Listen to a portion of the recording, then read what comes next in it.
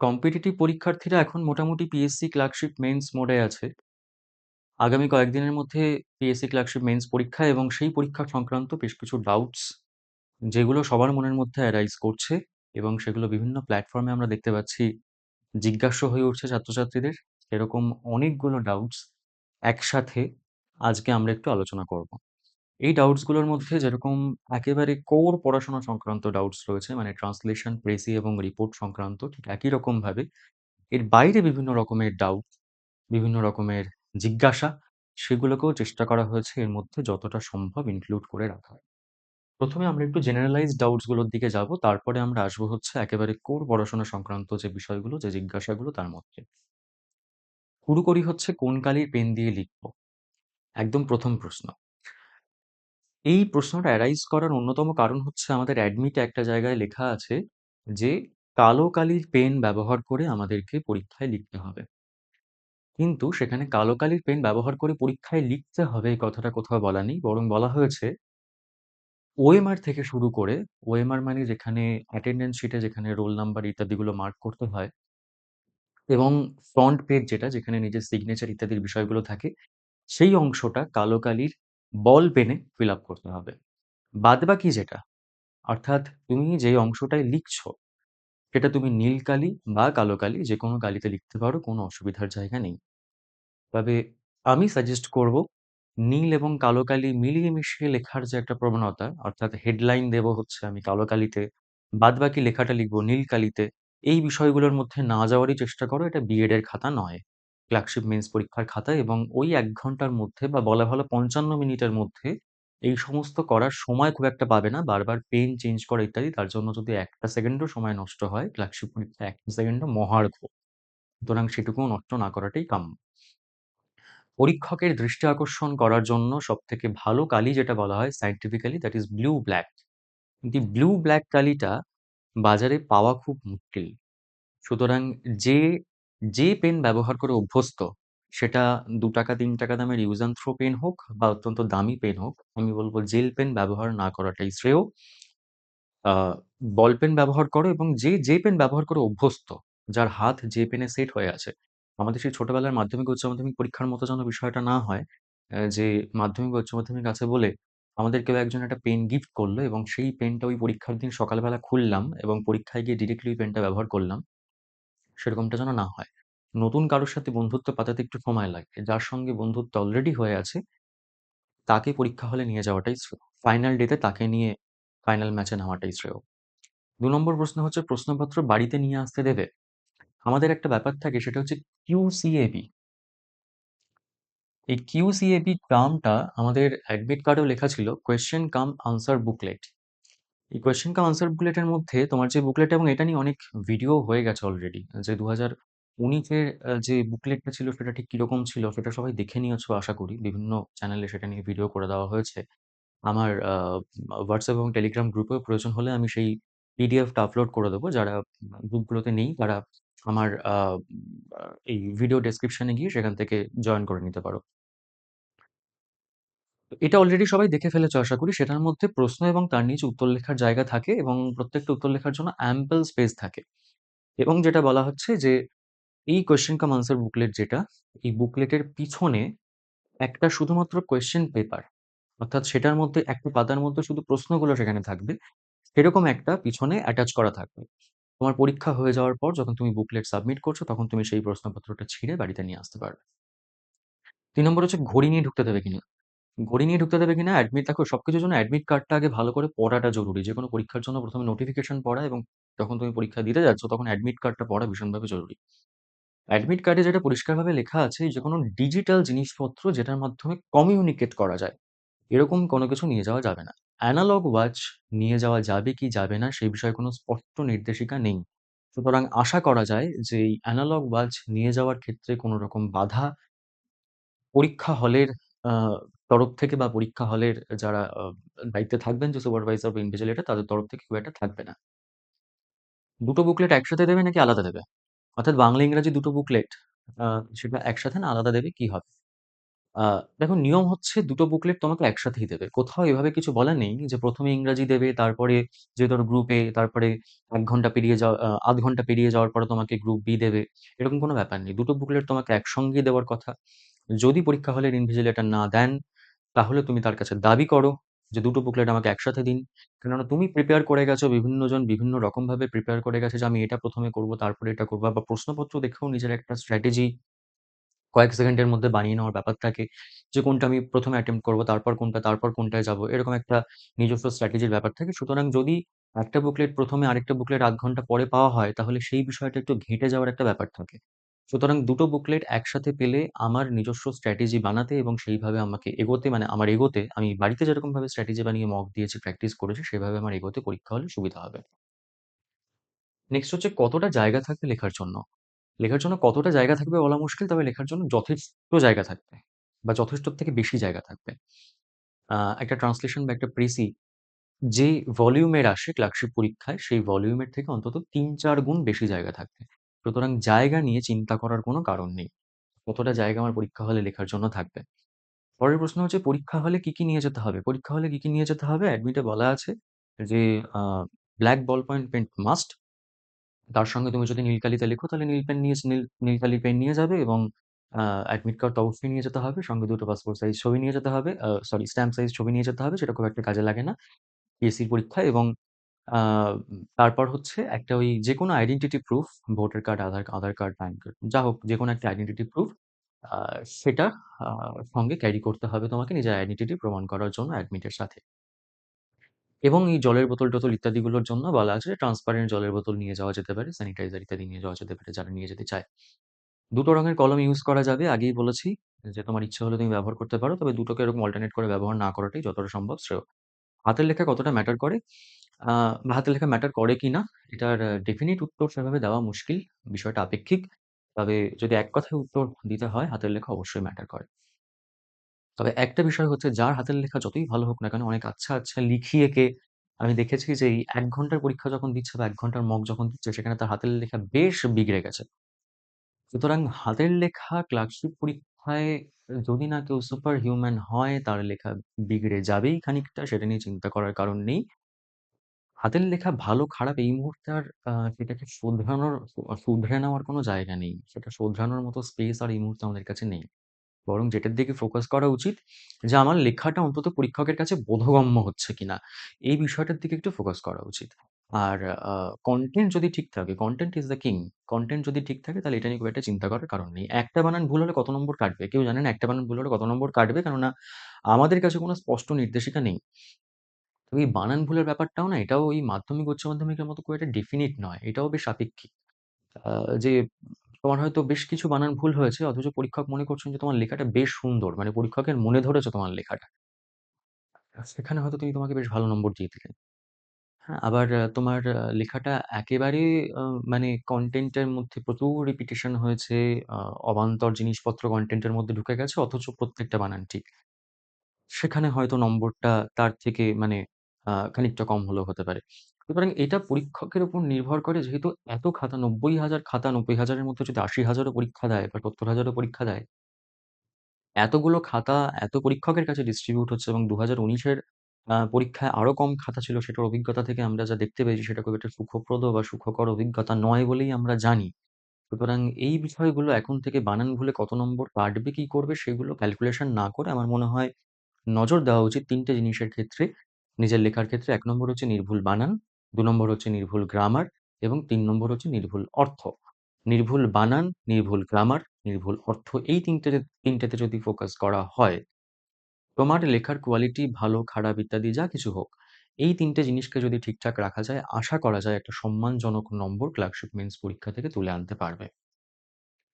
নম্বর division কি আগের বারের মতোই থাকবে? ২০১৯ এর মতোই? মানে ট্রান্সলেশনে ২০ নম্বর এবং প্রেসি রিপোর্টে ১৫ করে নম্বর যেটা ছিল আগেরবারের পরীক্ষায় সেরকমই থাকবে, এটা কেউ জানে না।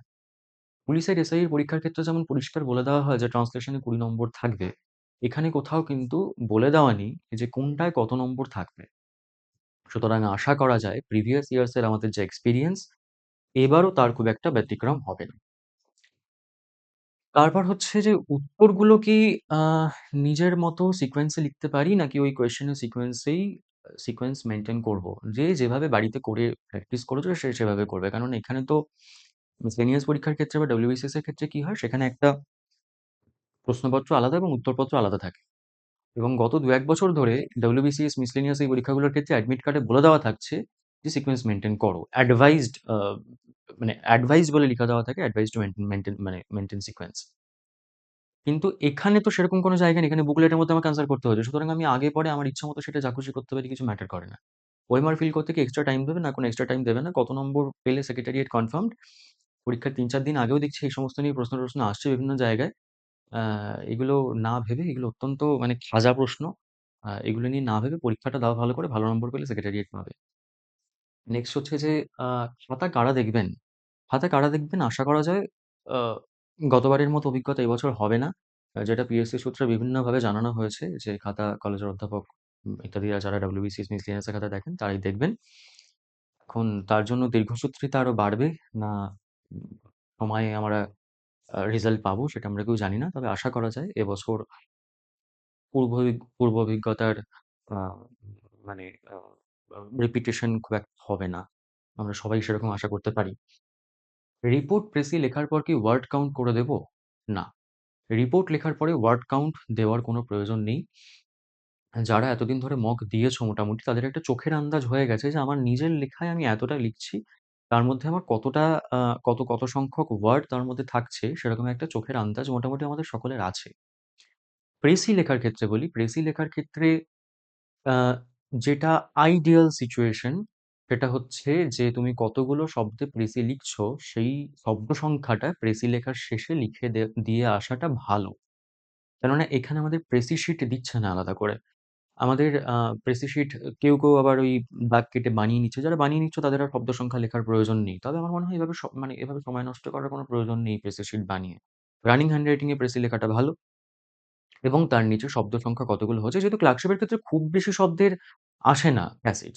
সুতরাং তুমি যে প্রেসিটা নামাচ্ছ সেটাও যে খুব বেশি শব্দের হচ্ছে সেরকমটা নয়।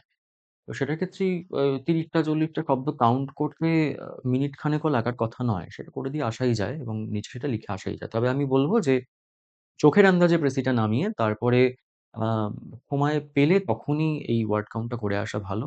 ওয়ার্ড কাউন্ট করতে গিয়ে আমি ২ মিনিট ৩ মিনিট নষ্ট করলাম এবং সেটা অন্য কোনো জায়গা থেকে আমার সেই সময়টা নষ্ট হলো। মানে অন্য কোনো জায়গা থেকে সময় কেটে সেটা আমি এখানে ইনভেস্ট করলাম। সেটা খুব একটা বুদ্ধিমানের কাজ নয় বা সমীচীন নয়। তুমি যদি বাড়িতে এটা করে অভ্যস্ত হও এবং যদি তোমার মোটামুটি আ একটা গ্রিপে থাকে বিষয়টা, তাহলে তুমি ওখানে ওয়ার্ড কাউন্ট করে আসবে। আদারওয়াইজ ফ্রেশ হয়ে গেলে যখন তোমার হাতে সময় রয়েছে, তখন তুমি ওয়ার্ড কাউন্টটা করে লিখে দিয়ে এসো নিচে জাস্ট। নেক্সট প্রশ্ন হচ্ছে যে এক্সট্রা পেজ কি পাওয়া যাবে? যাবে না। বানান ভুল কিভাবে কমানো যাবে? এই শেষ কয়েকদিনে বানান ভুল কমানোর খুব একটা উপায় নেই। দেখো বানান ভুল কমানোর সবথেকে যে মানে শ্রেষ্ঠ উপায় সেটা হচ্ছে পড়া। এটা আমি যখন এর আগে ভিডিও দিয়েছিলাম যে ক্লার্কশিপের জন্য কি বইপত্র পড়তে হবে, বুক লিস্ট যখন আ বলা হয়েছিল সেটা অনেকে দেখেছে ভিডিওটা দেখলাম। মোটামুটি অনেকে দেখেছে। তো সেখানে বলেছিলাম যে বানানের জন্য চোখ সেট হওয়ার একটা ব্যাপার থাকে এবং সেটার জন্য তুমি এই প্রতিদিন শুধু লিখেই চলেছো সেটা নয়। বরং রোজ অন্তত একটু করে পড়া, ফিকশন, নন ফিকশন যাই হোক, বিশেষ করে ফিকশন, সেটা একটু যদি রেগুলার বেসিস এ পড়া যায়, তাহলেই চোখ সেট হওয়ার একটা ব্যাপার থাকে বানানের সাথে। তাতে করে বানান ভুলের সম্ভাবনা অনেকটা কমানো যায়। এখন বাংলা বানানের ক্ষেত্রে নত্যবিধান, সত্যবিধান ইত্যাদি যারা জানে বা যাদের দখলে রয়েছে বিষয়গুলো, তাদের জন্য বিষয়টা অনেকটা ইজি।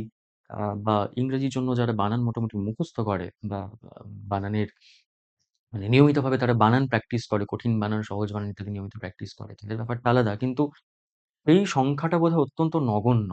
আ বা মানে অত্যন্ত হ্যান্ডফুল অফ লোকজন তারা এই সমস্তগুলো করে। বাকিদের ক্ষেত্রে মোটামুটি চোখ সেট হওয়ারই একটা ব্যাপার থাকে বানানের সাথে। সুতরাং এই শেষ কদিনে আর কিছু করার নেই। শেষ কদিনে বানান ভুল নতুন করে এড়ানোর মতো কিছু নেই। শুধু একটু কনসিয়াস থাকতে হবে। এর বাইরে খুব একটা কিছু করা যাবে না। পরীক্ষার খাতায় নাম লিখে চলে এলে খাতা বাতিল। পরীক্ষার খাতায় বলা হয় যে নিজের আইডেন্টিটি কোনোভাবে রিভিল করা যাবে না কোথাও। বিশেষ করে রিপোর্ট রাইটিং এর ক্ষেত্রে সেখানে নিজের আইডেন্টিটি রিভিল হওয়ার একটা ব্যাপার থাকে। ফাঁদ পাতা থাকে অনেক সময়। যে তোমার এলাকায় কিছু একটা হয়েছে। তোমার কলেজে কিছু একটা হয়েছে, তুমি হচ্ছে স্টুডেন্ট সেক্রেটারি কলেজে, তুমি রিপোর্টটা লেখো। সেখানে অনেকে নিজের নাম-ধাম লিখে দিয়ে চলে আসে। আমি নিজের নাম দিয়ে রিপোর্ট লিখছি, সেরকমটা করে চলে আসে। ফ্ল্যাগশিপের নোটিফিকেশনটা যদি পড়ো, সেখানে দেখবে একটা জিনিস বলা আছে যে আম একটা পেনাল্টি বলে একটা জায়গা আছে। এই পেনাল্টিতে কি বলা আছে? দেখবে পেনাল্টিতে বলা আছে যে a deduction of 10% of full marks shall be made from the total marks secured by a candidate in a particular paper if he or she discloses his or her identity by writing his or her name, roll number, or by putting any identifying marks in the answer script of that paper. 10% marks সেই particular পেপারটা থেকে তোমার কাটা যাবে, যেই particular পেপারে তুমি নিজের আইডেন্টিটি কোনো না কোনোভাবে রিভিল করেছো বা করার চেষ্টা করেছো, সেটা আহ, সেটা মানে জেনে শুনে হোক বা ভুলবশত হোক। সুতরাং আহ, এটাকে না করে এক্স ওয়াই জেড ইত্যাদির আশ্রয় নেওয়াটা, যেটা আমরা নিয়ে থাকি, সেটা করাটাই শ্রেয়। কিন্তু খাতা বাতিল হবে না। বোর্ড জলের বোতলকে অ্যালাউড, বাতিল মানে এটা অ্যালাউড নয় বলে কোথাও লেখা নেই। সুতরাং আমরা ধরে নিতে পারি যে আহ, বারণ খুব একটা করবে না, বরং এক্সাম সেন্টার অনুযায়ী বিষয়টা হয়তো ভ্যারি করবে। কিন্তু জলের বোতল পরিষ্কার বলে দেওয়া আছে, ট্রান্সপারেন্ট বোতল হলে সেটা নেওয়াই যাবে। এবং আমার মনে হয় না ওই 1 ঘন্টার অ্যাড্রিনালিন রাশের মধ্যে কারোর আর জল খাওয়ার কথা খুব একটা মনে পড়বে বলে। বোর্ডটা খুব একটা জেনুইন সমস্যা। অনেক জায়গায় পরীক্ষা হলে বেঞ্চগুলোর অবস্থা খুব করুণ হয়। আহ, সুতরাং ট্রান্সপারেন্ট বোর্ড নিয়ে ঢোকার একটা চেষ্টা করা যেতেই পারে। নিয়োগ কবের মধ্যে কমপ্লিট হবে এটা কেউ জানে না। সামনে নির্বাচন রয়েছে। নির্বাচনের আগে এই সমস্ত হওয়াটা খুব মুশকিল। সুতরাং এই সমস্তগুলো না ভেবে নিয়োগ কবের মধ্যে কমপ্লিট হবে তার আগে আমার যদি 2-3টে মক বাকি থেকে থাকে, সেটা কবের মধ্যে আমি কমপ্লিট করতে পারবো সেটা ভাবাটা বেটার। কোয়ালিটি মেনটেন করে 5টা লেখা বেটার, নাকি মোটামুটি কোয়ালিটির 6টা লেখা? ফ্ল্যাগশিপের ক্ষেত্রে প্রথম দিন থেকে আহ, যে পরিসরে আর কি আলোচনার সুযোগ পেয়েছি, প্রত্যেককে একই কথা বলে এসেছি যে ফ্ল্যাগশিপের কি পয়েন্ট হচ্ছে লেখা শেষ করে আসা। এবং এই যে 90,000 পরীক্ষা দিচ্ছে, আমি বারবার এটা বলেছি এবং অত্যন্ত আম, বলিষ্ঠতার সাথে বলেছি যে এই 90,000-এর মধ্যে সিরিয়াস ক্যান্ডিডেট খুব বেশি হলে 20 থেকে 30 হাজার, তাও হয়তো হবে না। এবং এই 20-30 হাজারের মধ্যে পরীক্ষা হলে শেষ করে আসতে পারবে 6টা লেখা, সম্পূর্ণ শেষ করে আসতে পারবে যারা, সেই সংখ্যাটা যত ভ্যাকেন্সি রয়েছে সেই সংখ্যাটার থেকেও সম্ভবত কম। সুতরাং আমাদের first priority should be to complete the paper, যেভাবে হোক। কোয়ালিটি মেনটেন করে 5টা, তুমি যদি নিজেও একটু ক্যালকুলেশন করো, কোয়ালিটি মেনটেন করে যার যার ধরো কোয়ালিটি খুব উচ্চমানের, সে 20-র মধ্যে ট্রান্সলেশনে হয়তো 15 পেলো বা 16 পেলো। আমার কোয়ালিটি সেরকম বিশেষ কিছু নয়, আমি ট্রান্সলেশনে 10 পেলাম, 11 পেলাম, 12 পেলাম। তার নম্বরের থেকে আমার নম্বরের ডিফারেন্স কত হলো? 4 থেকে 5। কিন্তু আমি যদি একটা কোয়ালিটি মেনটেন করে 15 বা 16 পাওয়ার চেষ্টা করি, তার থেকে যদি আমি আরেকটা লেখা লিখি, সেটা যে কোনোভাবে একটা লেখা আমি মানে কোনো ক্রমে একটা লেখা নামিয়ে এলাম, তাহলে আমি এখানে পেলাম 11 বা 12 বা 10 আমি পেলাম, আমি ধরে নিলাম 10 পেলাম। আরেকটা লেখায় 15-র মধ্যে আমি ধরে নিলাম আমি খুব খারাপ লিখেছি, অতীব জঘন্য লিখেছি। সুতরাং সেখানে আমি নম্বর পেলাম আ 5, 6, 7 এরকম কিছু একটা নম্বর পেলাম। তাহলে তো আমার গেইনটা সেখানেই হচ্ছে যেখানে আমি সম্পূর্ণ পেপারটা কমপ্লিট করে এসেছি।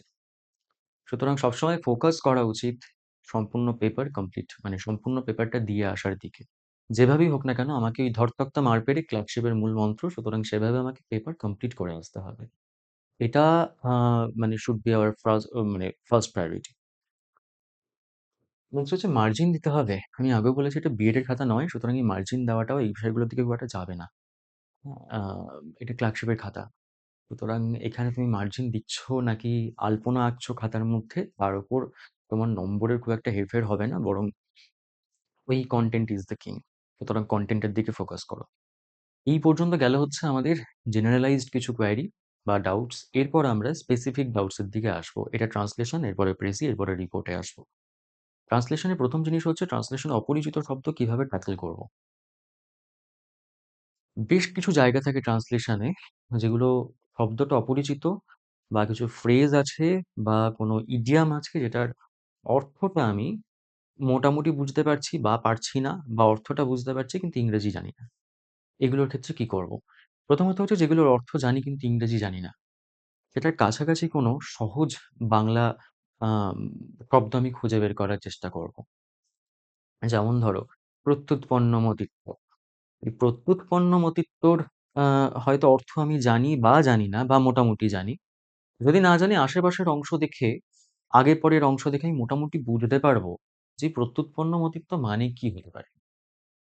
এর এক্সাক্ট ইংরেজি আমার পক্ষে বের করা খুব মুশকিল। কিন্তু প্রত্যুৎপন্নমতিত্বর বাংলা, সহজ বাংলা শব্দে সেটা কি হতে পারে? মানে তাৎক্ষণিকভাবে কোনো কিছুর প্রতিক্রিয়া আ দেওয়া বা তাৎক্ষণিকভাবে কোনো কিছুকে গ্র্যাব করা, সেটা যে করতে পারে, সেটা কি বলা হয়? মানে প্রেজেন্ট উইথ যেটা, সেটাকে বলে প্রত্যুৎপন্নমতিত্ব। তো তার ইংরেজিটা আমি সেভাবে বের করব। যে শব্দের অর্থ বুঝতে সমস্যা হচ্ছে বা যে শব্দের ইংরেজি করতে সমস্যা হচ্ছে, সেই শব্দের কাছাকাছি একটা সহজ কোনো শব্দ ভাবার চেষ্টা করো এবং সেটা থেকে ইংরেজিতে ট্রান্সলেট করো। বিষয়টা অনেকটা সহজ হয়ে যাবে। এবং যেখানে দেখবে কোনো শব্দ একেবারেই পারছো না, একেবারেই বুঝতে পারছো না যে ওটা কি হবে। এই আজকে সকালবেলাই একটা উম মানে আজকে সকালের ক্লাসে একটা বিষয় হচ্ছিল যে বেতের চেয়ার। সেখানে বেত, বেতের ইংরেজি কি হবে? কিছুতেই মাথায় হয়তো এলো না পরীক্ষা হলে বসে। তাহলে বেতের চেয়ারের বেতের ইংরেজি যদি মাথায় না আসে, বেতটাকে বাদ দাও এবং বাদটা যখন দেবে তখন স্মার্টলি দাও। বেতের জায়গাটা ফাঁকা রেখে বা অন্য কোনো কিছু দিয়ে ভরে দিয়ে আমি একটা চেয়ার করে এলাম না। জাস্ট চেয়ার করে দাও। বেত প্রয়োজন নেই, বাদ দিয়ে দাও বেতটাকে। যেখানে দেখবে পারছো না, বুঝতে পারছো না, সমস্যা হচ্ছে, সেই জায়গাটাকে একটু স্মার্টলি হ্যান্ডেল করো। তুমি যে বুঝতে পারোনি, সেই বিষয়টা বোঝাতে মানে সেই বিষয়টা অন্যকে বুঝতে দেওয়াটা যতটা কম সেটা মানে অন্যকে বুঝতে দেওয়া যায় ততটা ভালো। একটু স্মার্টলি জিনিসটাকে হ্যান্ডেল করো, হয়ে যাবে। ট্রান্সলেশন এ যদি সেন্টেন্স মিস করি তাহলে কি নম্বর পাবো? নম্বর তো পাবেই। কিন্তু মানে নম্বর পাবে বটে, কিন্তু কোনো একটা গোটা সেন্টেন্স যদি তুমি মিস করে যাও, তার মানে হচ্ছে যে সিকোয়েন্স এই ব্যাপারটা এগোচ্ছিল, তার মাঝখান থেকে তুমি একটা স্টেপ জাম্প করে গেলে। অঙ্কে যেরকম সেই স্টেপ জাম্প করে গেলে আমাদের নম্বর কাটা যেত, এখানেও খুব স্বাভাবিকভাবেই মাঝখান থেকে যদি কোনো একটা ইনফরমেশন মিসিং যায়, একটা ইনফরমেশন মিস হয়ে যায় বা এরকম স্টেপ জাম্প যেটাকে বলা হয় সহজ কথায় সেরকমটা যদি হয়, তাহলে সেখানে আমাদের নম্বর তো খানিকটা কমবেই। ২-১ টা নম্বর তো সেখানে কমবেই, খুব স্বাভাবিক।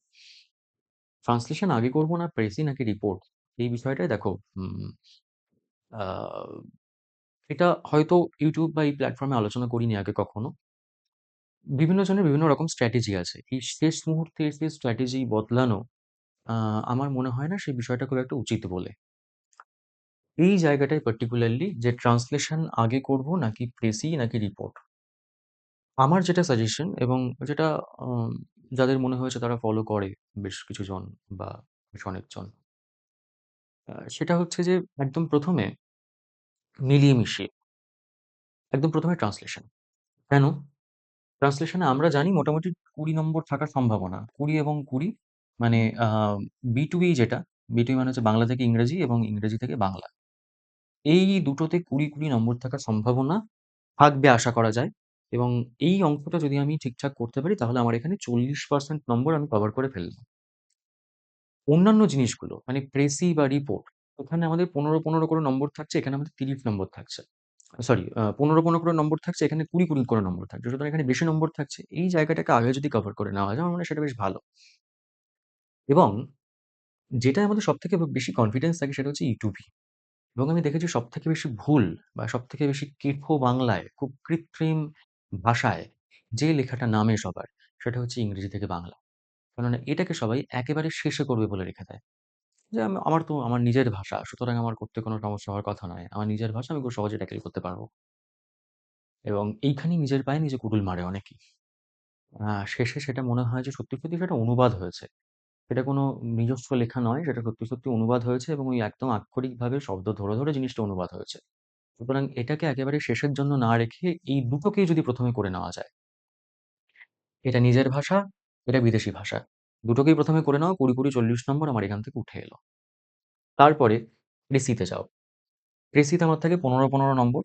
বাংলা এবং ইংরেজি প্রেসি, ইংরেজি, বাংলা অল্টারনেটিভলি দুটোকে করে নাও। কেন প্রেসি করতে বলি এবং ট্রান্সলেশন করতে বলি? লজিক কি এটার পিছনে? লজিক হচ্ছে ট্রান্সলেশন এবং প্রেসি এই দুটো জিনিসেই আমি নিজে কনটেন্ট তৈরি করি না। কনটেন্ট আমাকে দেওয়া থাকে। আমি সেই কনটেন্টটাকে মডিফাই করি। ট্রান্সলেশন আমাকে একটা প্যাসেজ দেওয়া থাকে, আমি সেই প্যাসেজটাকে অন্য ভাষায় নিয়ে যাই। প্রেসির ক্ষেত্রে আমার কাছে একটা মানে প্যাসেজ দেওয়া থাকে, আমি সেটাকে ছোট করি। ছোট করি বললে ভুল হবে। প্যাসেজকে ছোট করা তো নয়। সেটার ক্রাক্সটাকে বের করে নিয়ে লেখা।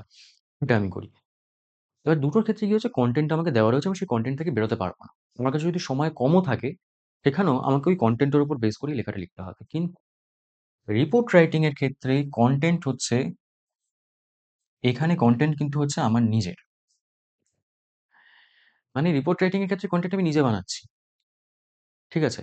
সুতরাং যেখানে কনটেন্ট আমি নিজে বানাচ্ছি, যেখানে আমার কাছে কিছু ডেফিনিট দেওয়া নেই, আমি নিজে যেটা করব সেটাই ফাইনাল। সেখানে যদি আমার সময় শেষ হয়ে আসে, সেখানে আমি সেটাকে একটু ছোট করে, একটু কাটছাঁট করে, আমার মতো করে ছোটখাটো করে নামিয়ে দিয়ে আসতে পারব। ট্রান্সলেশন বা প্রেসের ক্ষেত্রে কি আমি সেটা করতে পারবো? পারব না। কেননা ট্রান্সলেশন বা প্রেসের ক্ষেত্রে ওই যে বললাম যে কনটেন্ট দেওয়া আছে, আমাকে সেটা মডিফাই করতে হবে। আমি আমার মতো করে কনটেন্টকে ডেভেলপ করতে পারব না।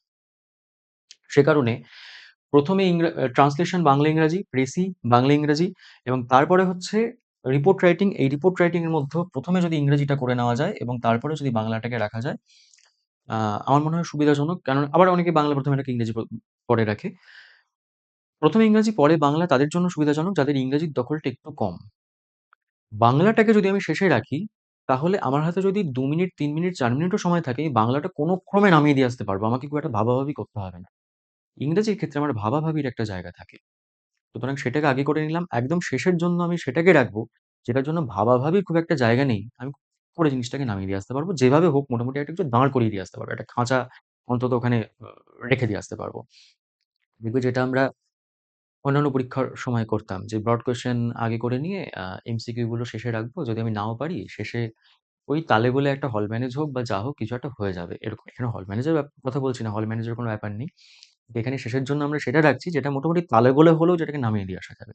সেরকম জিনিসটা। এটা আমার সাজেশন। তুমি কি করবে সেটা তোমার, তোমাকে নিজেকে সেটাকে ডেভেলপ করতে হবে। তোমাকে নিজেকে সেটাকে ইম্প্রোভাইজ করতে হবে এবং মক দেওয়ার মাধ্যমে তোমার নিজস্ব স্ট্র্যাটেজি নিজেকেই বানাতে হবে। ট্রান্সলেশন কোন টেন্সে হবে সেটা কিভাবে ধরবো? এইটা ধরাটা বেশ আ মুশকিলের ব্যাপার। সাধারণত ফিকশন আসে আমাদের এবং ফিকশন থাকলে অধিকাংশ ক্ষেত্রে, সিংহভাগ ক্ষেত্রে সেটা পাস্ট টেন্সে হয়। এবং আমরা আম মিসলেনিয়াস পরীক্ষার আগে দেখবে আমাদের আ ২ টো ট্রান্সলেশনের ক্লাস হয়েছিল। সেখানে আ টেন্সের কন্টিনিউইটি ভার্সাস ফ্লেক্সিবিলিটি ইংরেজি এবং বাংলার ক্ষেত্রে সেটা নিয়ে একটা ভিডিও ছিল। খুব কম মানুষজন দেখেছে ভিডিওটা। পারলে একবার একটু দেখে নিও, সেখানে একটু বিস্তারিত আলোচনা করা আছে বিষয়টা নিয়ে। যে বাংলার ক্ষেত্রে যেমন বিষয়টা অনেকটা ফ্লেক্সিবল হয়। যে আমরা সব ক্ষেত্রে বাংলার ক্ষেত্রে ওই সে করিয়া ছিল, ধরিয়া ছিল, বলিয়া ছিল, যেরকমভাবে আমরা মাস্টার অফ টেন্স এর ওই শব্দ ধরে, ধরে আমরা টেন্স করার চেষ্টা করি ইংরেজিতে। বাংলায় বিষয়টা সেরকম হয় না। বাংলায় বিষয়টা বেশ ফ্লেক্সিবল হয় এবং সেখানে আ নজরটা সবথেকে বেশি দেওয়ার চেষ্টা করা হয় শ্রুতি মাধুর্যের দিকে। ইংরেজির ক্ষেত্রে যেটা কন্টিনিউটি অফ টেন্স থাকে। মানে যে টেন্স আমি শুরু করছি, ঘটনা প্রবাহ যদি ওই একই কালে চলে, তাহলে আমি সেই টেন্সেই সবটাকে কন্টিনিউ করছি শেষ পর্যন্ত। শুধুমাত্র উইদিন ইনভার্টেড কমা যা রয়েছে সেগুলো বাদে। অর্থাৎ ডিরেক্ট স্পিচ এর অংশগুলো বাদে, ডিরেক্ট স্পিচ এর অংশগুলো যে টেন্সে আছে সেই টেন্সেই করতে হবে। বাদবাকিগুলো আমরা মোটামুটি একটা কন্টিনিউটি বজায় রাখার চেষ্টা করি। যদি না মাঝখানে এমন কিছু জিনিস থাকে যেটা ইউনিভার্সাল, যেটা সে সময়েও যা ছিল এখনো তাই, ভবিষ্যতেও তাই। এরকমটা যদি না থাকে, বাদবাকি অংশটাকে আমরা কন্টিনিউটি বজায় রাখার চেষ্টা করি। এবং প্রত্যেকটা ক্ষেত্রে দেখবে কিছু হিন্ট থাকে। যেমন কোথাও হয়তো মানে এইজন্য সবসময় বলা হয় যে ট্রান্সলেশন করার সময় আগে একবার গোটা প্যাসেজটাকে পড়ে নাও। তারপর ট্রান্সলেশন করতে শুরু করো। আমি পেলাম সঙ্গে, সঙ্গে ট্রান্সলেশন করতে শুরু করে দিলাম, সেটা কখনো উচিত নয়। আগে পড়ে নাও, পড়ে আগে বোঝার চেষ্টা করো যে সেটার ২ মিনিট সময় লাগবে পড়তে। বা ১ মিনিট, ১ মিনিটও হয়তো লাগবে না। যেটুকু ট্রান্সলেশন এর প্যাসেজ থাকে সেটা পড়তে ১ মিনিটও লাগবে না। আগে পড়ে নাও, পড়ে বুঝে নাও এটার ধরণটা কি? ফিকশন, নন ফিকশন কি ধরণ বুঝে নাও।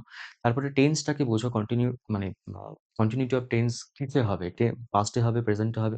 হয়তো দেখা গেল তুমি ১ম সেন্টেন্সটা দেখে পাস্ট মনে হলো, পরের সেন্টেন্সটায় একটা কোনো হিন্ট দিয়ে দেওয়া হলো যে আজ। সেটা দেখে তুমি বুঝতে পারলে যে এটা হয়তো প্রেজেন্ট এ হওয়ার কথা। তার আশেপাশের আরো কিছু অংশ দেখে বুঝতে পারলে যে না, এটা একদম প্রেজেন্ট এই হচ্ছে। কিন্তু তুমি শুরু করে দিয়েছিলে পাস্ট টেন্স এ। তো সেইজন্য আগে একবার পুরোটাকে পড়ে নাও। পড়ে একবার দেখে নাও যে কন্টিনিউয়েশন টা কিসে হবে? কাজের কন্টিনিউয়েশন টা কি হচ্ছে? প্রেজেন্ট এ হচ্ছে, পাস্ট এ হচ্ছে, কিসে হচ্ছে কাজের কন্টিনিউয়েশন সেটাকে আগে বোঝার চেষ্টা করো। তারপরে ট্রান্সলেশন করতে শুরু করো এবং সেইভাবে টেন্সটাকে আইডেন্টিফাই করো। আবার বলছি, বাংলার ক্ষেত্রে যেমন ফ্লেক্সিবিলিটি থাকে, চলনের ক্ষেত্রে বেশ কিছুটা শিথিলতা থাকে। আমরা নিজের মতো করে করতে পারি। ইংরেজির ক্ষেত্রে কিন্তু সেটা খুব একটা থাকে না। ইংরেজির ক্ষেত্রে কন্টিনিউইটি বজায় রাখতে হয় এবং এই রিজিডিটি বজায় রাখতে হয়। ট্রান্সলেশন এ বড়, বড় বাক্য থাকলে কি করব? দেখো ট্রান্সলেশন আ বা প্রেসি সব ক্ষেত্রে আমাদের একটা লিবার্টি থাকে। ট্রান্সলেশন এর ক্ষেত্রে বিশেষ করে যে একটা বড় বাক্য রয়েছে সেটাকে তুমি ভেঙে নিলে ২ টো ছোট বাক্যে ট্রান্সলেশন করতে সমস্যা হলে। বা একটা ছোট বাক্য রয়েছে, দুটো ছোট বাক্য রয়েছে, তোমার মনে হলো যে এই দুটোকে জয়েন করলে বেশ ভালো হবে। আমার ট্রান্সলেশন করতে সুবিধা হবে বা অর্থটা আরো বেশি পরিস্ফুট হবে। তুমি করতে পারো, কোনো অসুবিধা নেই। ইভেন ট্রান্সলেশনের সময় বাংলায় ধরো একটা সিকোয়েন্সে রয়েছে, তুমি যখন ইংরেজিতে করছো তুমি মনে করছো যে সিকোয়েন্সটাকে একটু যদি অদল-বদল করা হয়, পরের সেন্টেন্সটাকে আগে, আগেরটাকে যদি পরে নিয়ে যাওয়া হয়, আমার এটা করতে সুবিধা হবে বা বিষয়টা শুনতে দেখতে বেশ ভালো হবে। তাই করতে পারো। সবসময় বলব যে ট্রান্সলেশনে যত বড় বাক্যই থাকুক না কেন বা যত কঠিন বাক্যই থাকুক না কেন, সবসময় এস, ভি, ও এই ৩ টে জিনিসকে ১ম এ আইডেন্টিফাই করার চেষ্টা করো। এসভিও মানে কি? এসভিও এটা নিয়ে আগেও আলোচনা হয়েছে। S for subject, V for verb এবং ও ফর অবজেক্ট। এই ৩ টে জিনিসকে ১ম এ আইডেন্টিফাই করার চেষ্টা করো। যত বড় বাক্য হোক, যত কঠিন, যত জটিল স্ট্রাকচার হোক, ১ম এ যদি সাবজেক্টটাকে তুলে আনতে পারো, দেখবে তুমি সঙ্গে, সঙ্গে একটা আইডিয়া পেয়ে যাবে যে সেন্টেন্সটাকে তুমি ইংরেজিতে কিভাবে ট্রান্সলেট করবে।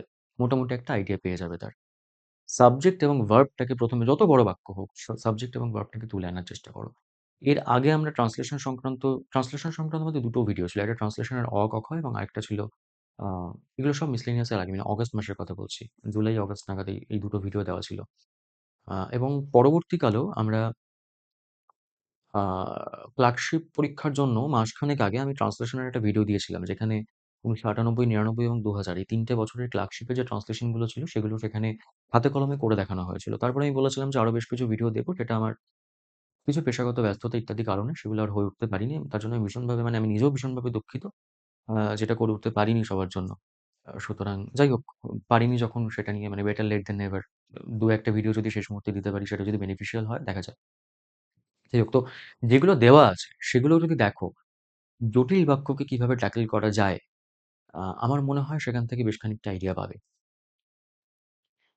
নেক্সট, ট্রান্সলেশনটা ওয়ার্ড বাই ওয়ার্ড করব নাকি ভাবানুবাদ করব? এই জিনিসটাও আমরা ওই যে ট্রান্সলেশনের অ, ক, খ যে ভিডিওটা বললাম, ট্রান্সলেশনের গোড়ার কথা বা এরকম কিছু একটা ভিডিও ছিল। আ সেখানে এটা নিয়ে আলোচনা করা ছিল যে আমরা বিভিন্ন রকমের ট্রান্সলেশন হয়।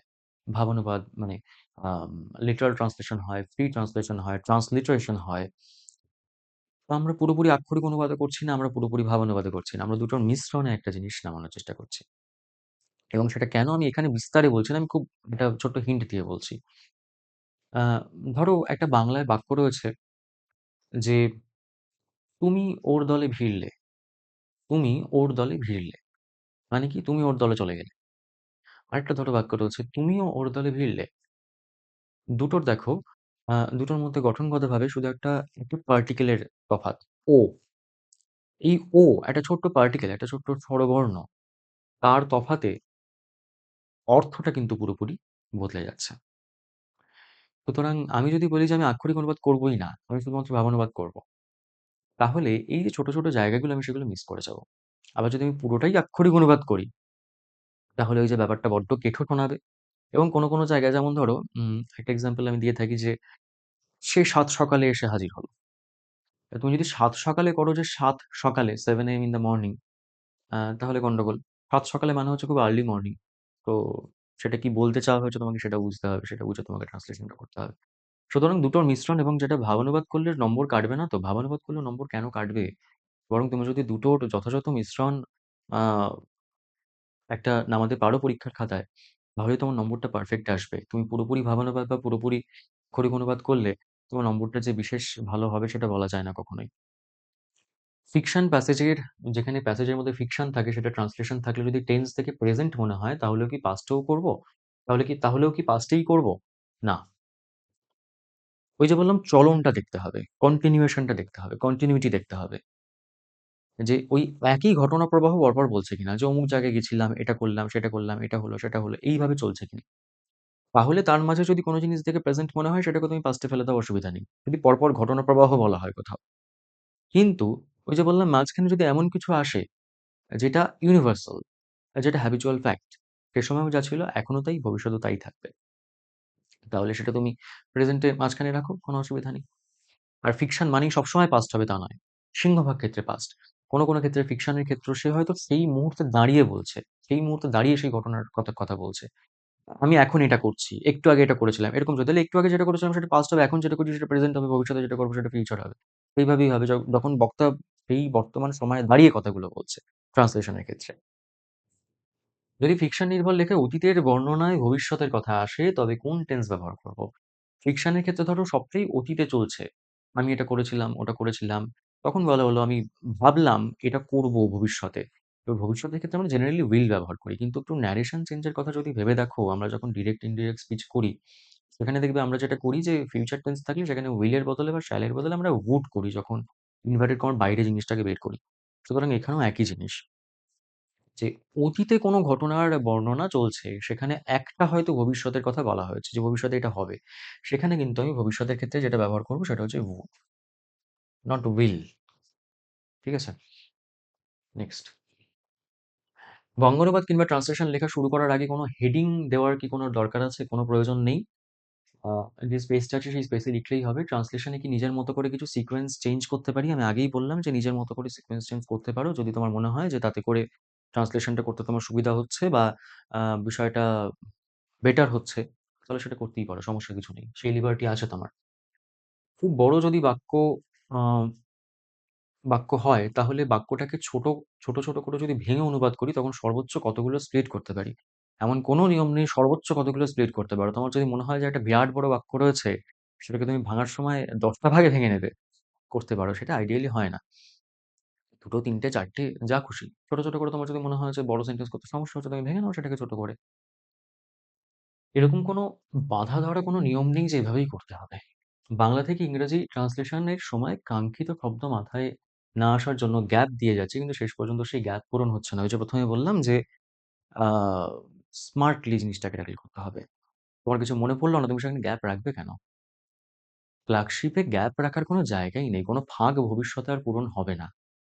সুতরাং ফাঁকা না রেখে তুমি ১ম এই পূরণ করতে যাও। যদি কিছু মাথায় না আসে, ওই যে বললাম স্মার্টলি জিনিসটাকে স্কিপ করতে হবে। স্মার্টলি সেটাকে স্কিপ করে বেরিয়ে যাও। কেমন? ট্রান্সলেশন মোটামুটি শেষ। প্রেসিতে আসছি। প্রেসির জন্য কি আনসার পেপারের সাইডে রাফ ওয়ার্ক করা যাবে? নিশ্চয়ই করা যাবে। এবং অনেকের একটা ধারণা থাকে যে পরীক্ষায় এরকম রাফ ওয়ার্ক করলে হয়তো একজন, বোধহয় ফেসবুকে কোনো একটা গ্রুপে একজন প্রশ্ন করেছিল যে রাফ পেপার দেওয়া হবে কিনা? তো সেখানে অনেকে হ্যাঁ করে দাঁত বের করে দিল। রেসিতে অনেকেরই একটা অভ্যাস রয়েছে যে এবং আমিও সেটাকে ভীষণভাবে সমর্থন করি। আ যে একবারে লিখতে শুরু করে না দিয়ে যদি খুব, খুব তাড়াতাড়ি করে যদি ২-১ টা পয়েন্ট একটুখানি জট ডাউন করে নেওয়া যায় বা একটু মার্ক করে নেওয়া যায়, আন্ডারলাইন করে নেওয়া যায় প্যাসেজের মধ্যে, যে এই জায়গাগুলোর উপর আমার ফোকাস হবে। তাতে আমার মনে হয় না পরীক্ষক আ খুব একটা ক্ষুণ্ণ হবেন বলে। বরং তিনি খুশিই হবেন যে তুমি খুব সুন্দরভাবে জিনিসটাকে ওয়ার্কআউট করেছো দেখে তিনি হয়তো খানিকটা খুশিই হবেন। সুতরাং তুমি সাইডে করো বা যেখানে প্রশ্নটা দেওয়া রয়েছে, প্যাসেজটা যেখানে দেওয়া রয়েছে তার নিচে তুমি রাফ করলে এবং একটা স্ট্রাইক আউট করে দিলে, এখানে রাফ ওয়ার্ক বলে একটা স্ট্রাইক আউট করে দিলে, তারপরে একটা দাগ কেটে তুমি সেখানে প্রেসিটাকে লিখলে। বা দাগ না কেটেও তুমি রাফ ওয়ার্কটাকে স্ট্রাইক আউট করে দিয়ে তার নিচে তুমি প্রেসিটাকে লিখলে। কোনো সমস্যা নেই। বেসিক টাইটেল আন্ডারলাইন করা যাবে, কোনো প্রয়োজন নেই। এই মানে আন্ডারলাইন করা যাবে কি যাবে না এই বিষয়গুলো জানি না কার মাথা থেকে আসে। তুমি একটা বিষয় মাথায় রাখবে যে এই পরীক্ষা হলে না তুমি আন্ডারলাইন করছো কি করছো না, লিস্ট ম্যাটার্স। তোমার কনটেন্ট ম্যাটার করে। এবং আইডিয়ালি অনেকে যেমন হেডলাইনের ক্ষেত্রে, রিপোর্টের হেডলাইনের ক্ষেত্রে আন্ডারলাইন করে আসো। তুমি কোনো খবরের কাগজে কোনোদিন দেখেছো যে একটা হেডলাইনকে আন্ডারলাইন করা থাকে? তাহলে আমরা কেন করব? বা প্রেসের ক্ষেত্রেও আমরা কেন ওটাকে আন্ডারলাইন করতে যাব? করো বা করো না তাতে কিছু এসে যায় না। আইডিয়ালি না করাটাই ভালো। আ তাহলে কি করবে? অনেকের ক্ষেত্রে যেটা হয় আন্ডারলাইন না করার ফলে ধরো টাইটেলটা দিল। টাইটেলটা দেওয়ার পরে মাঝখানে কোনো স্পেস-টেস কিছুই দিল না। এখান থেকে লিখতে শুরু করে দিল। তাহলে টাইটেল কোনটা আর প্যাসেজ কোনটা সেটা বোঝা মুশকিল। আচ্ছা, অনেকের ক্ষেত্রে আবার একটা কনফিউশন থাকে যে টাইটেলের যে ওয়ার্ড গুলো সেগুলো কি এখানে কাউন্ট করব? না, করবে না। আ সুতরাং টাইটেলটা এবং এইখানে যে তুমি মানে প্রেসিটা যে লিখছো তার মাঝখানে অন্তত ১ লাইন বা ২ লাইনের ভিজিবল স্পেস রাখবে যাতে বোঝা যায় যে কোনটা টাইটেল আর কোনটা তোমার প্রেসি। প্রেসির ক্ষেত্রে কোন পার্সন ইউজ করব? প্রেসির ক্ষেত্রে সবসময় থার্ড পার্সন। এই থার্ড পার্সন ছাড়া কোনো কিছু এখানে ব্যবহার না করাটাই ভালো। অনেক ক্ষেত্রে দেখবে আমাদের আ বেশ কিছু বইপত্রে ফার্স্ট পার্সন ইত্যাদি ব্যবহার করা থাকে। কিন্তু সেগুলো একটু ট্র্যাডিশনাল মেথড যেহেতু ফলো করে লেখা, আ আমার মনে হয় কোনো প্রেসির ক্ষেত্রে আমি সবসময় যেটা সাজেস্ট করে থাকি, প্রেসির ক্ষেত্রে আমরা অবজেক্টিভ পয়েন্ট অফ ভিউ থেকে দেখি। সুতরাং অবজেক্টিভ পয়েন্ট অফ ভিউ থেকে দেখলে সেখানে ফার্স্ট পার্সন, সেকেন্ড পার্সন মানে আমি বা তুমি সেখানে ইনভলভ হবো কেন? সুতরাং সেখানে এগুলো ব্যবহার করার কোনো জায়গাই নেই, পুরোটাই থার্ড পার্সনে যাবে। প্রেসির ক্ষেত্রে কি ছক কষে করব? ওই যে প্রথমেই বলেছিলাম যে সময় খুব একটা পাবে না সেটা করার। ডিরেক্টলি রানিং হ্যান্ডরাইটিং এ করাই ভালো। প্রেসিতে টাইটেল কত শব্দের হবে? প্রেসির title should ideally be within 3 to 6 words. এবার তুমি যদি তার কমে করতে পারো, তুমি যদি ১টা ২টো শব্দে করতে পারো, বেশ একটা খুব ক্যাচি কিছু একটা হলো তোমার। ঠিক আছে? আর যেটা বললাম যে আইডিয়ালি যেটা হওয়া উচিত সেটা হচ্ছে ৩টা থেকে ৬টা শব্দের মধ্যে। তবে চেষ্টা করবে ৩টা থেকে ৪টে শব্দের মধ্যে জিনিসটাকে চলে আসার। ম্যাক্সিমাম এই ৬টা বা ৭টা শব্দ। তার বেশি যেন কোনোভাবেই না যায়।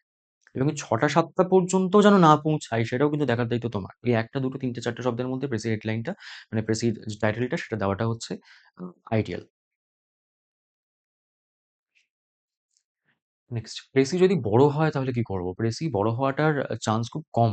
প্রেসি বড় হয় মানে অ্যাকচুয়ালি এখানে যেটা বলতে চাও যে প্রেসির প্যাসেজটা যদি বড় হয় তাহলে কি করব? চান্স খুব কম। তবে চেষ্টা করতে হবে প্যাসেজ বড় মানে আমি ওই একদম 1/3 একেবারে ওই পর্যন্তই আমাকে পৌঁছাতে হবে সেরকম কোনো ব্যাপার নেই।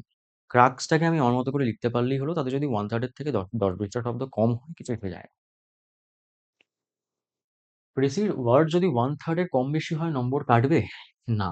1/3 আমরা জানি যে 1/3 এ করতে হয় তার থেকে প্লাস মাইনাস 5% হলো বা 10% পর্যন্ত হলো অ্যাডমিসিবল। বেশির দিকে যেন মানে প্লাসের দিকে যেন 10% পর্যন্ত না যায়। বেশির দিকে যদি যায় খুব বেশি হলে 5%।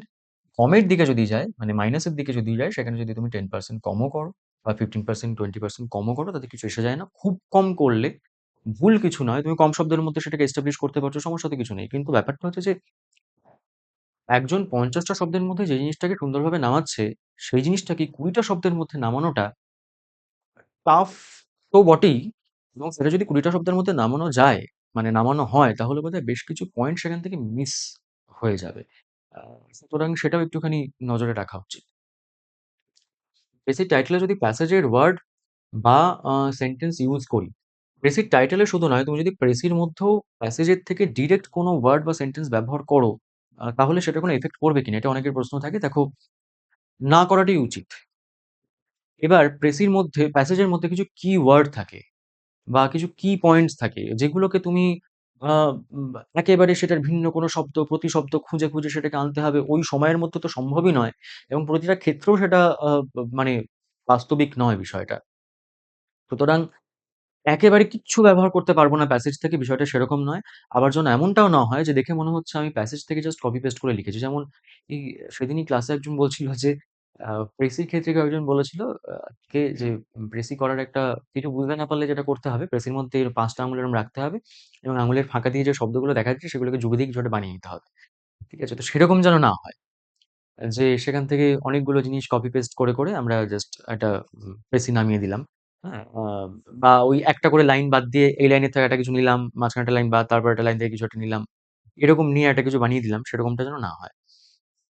কিন্তু তাতে করে যদি ২-১ টা শব্দ, ২-১ টা ফ্রেজ, ২-১ টা এক্সপ্রেশন যদি কপি হয়ে যায়, আ কিছু আসে যায় না। সেটা নিয়ে অত ভাবাভাবির কিছু নেই বা পরীক্ষা হলে বসে প্রতিটা শব্দের জন্য, প্রতিটা এক্সপ্রেশন এর জন্য যে এটার প্রতিশব্দ কি হতে পারে, এটার অল্টারনেটিভ কি হতে পারে, এইভাবে প্রতিটা জিনিসের জন্য ভাবার কোনো প্রয়োজন নেই। নেক্সট হচ্ছে শিরোনাম, আ শিরোনামে প্রভার্ব ব্যবহার করা যাবে। শিরোনামে প্রভার্ব, ইডিয়ম ব্যবহার করা যাবে কিনা? আ যদি সেখানে contextually appropriate হয়, contextually যদি রেলেভেন্ট হয়, তাহলে ব্যবহার করতে পারো কিন্তু বিষয়টা খুব রিস্কি।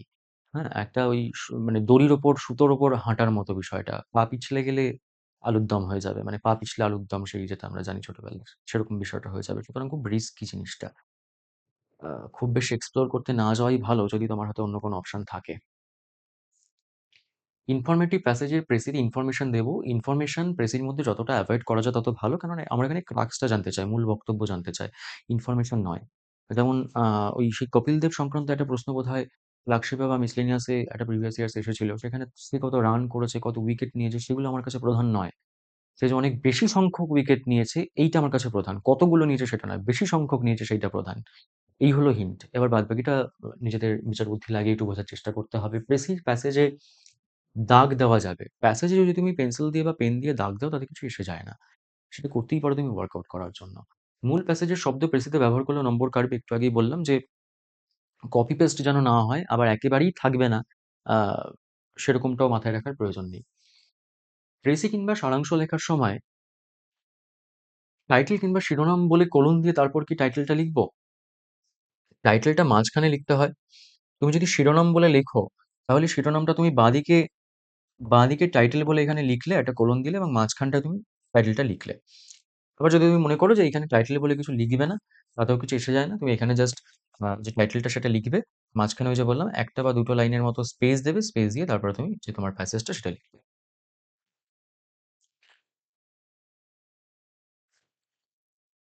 প্রেসির শেষ দুটো প্রশ্ন, কোনো গল্পের উপর প্রেসি দেওয়া থাকলে যেমন বাঘ রাখাল টাইপ বা অন্য কিছু, প্রেসের উত্তরে পুরো গল্পটার ক্রাক্সটাই তো লিখতে হবে। ক্রাক্সটাই লিখতে হবে তো শুধুমাত্র গল্পের নীতিকথা নিজের ভাষায় লেখা ঠিক হবে না তো? দেখো, দুটো এখানে অনেকগুলো বিষয় ইনভলভড রয়েছে। সারমর্ম, সারাংশ, আম সারসংক্ষেপ, প্রেসি, সামারি, আ মূল বক্তব্য, এরকম অনেক কিছু বলা থাকে এবং প্রত্যেকটা জিনিসের মধ্যে বেশ কিছু ডিফারেন্স রয়েছে, সূক্ষ্ম তফাৎ, মোটা দাগের তফাৎ সবকিছুই রয়েছে। একটা কথা বলি, যাই তফাৎ থাকুক না কেন এবং প্রশ্নে যেটাই বলা থাকুক না কেন, সারমর্ম, সারাংশ নিজের ভাষায় লেখো, নিজের কথায় লেখো, মূল বক্তব্য লেখো ইত্যাদি যা কিছু বলা থাকুক। পিএসসি তার যেকোনো ডেসক্রিপটিভ পরীক্ষায় আমাদের কাছে ওই একটি জিনিসই চায়, সেটা হচ্ছে প্রেসি।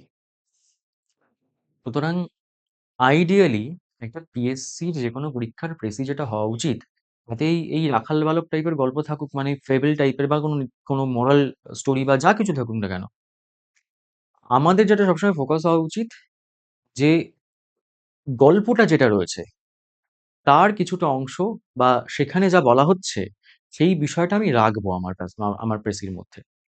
তার সঙ্গে আমি মূল বক্তব্য রাখবো, সেটা একদম ১ম এ হতে পারে, শেষে যেমন বাঘ রাখাল বালকের যে বিষয়টা আছে। এখানে ওই সেই আ যে বাঘ প্রতিদিন রাখালবেলায় মজা করার জন্য করতো যে বাঘ এসছে, তারপর একদিন সত্যি বাঘ এলো। তো মিথ্যা কথা বলা উচিত নয়। এরকম একটা মোরাল হয়তো সেখান থেকে বেরিয়ে আসছে। এই এক কথার মোরালে তো আমার গোটা প্রেসই হবে না। তাহলে আমাকে কি করতে হবে? আমাকে হয় মোরালটা একদম প্রেসির ১ম এ রাখবো, আমি যে প্রেসিটা বানাচ্ছি হয় তার ১ম এ রাখবো অথবা প্রেসির শেষে রাখবো।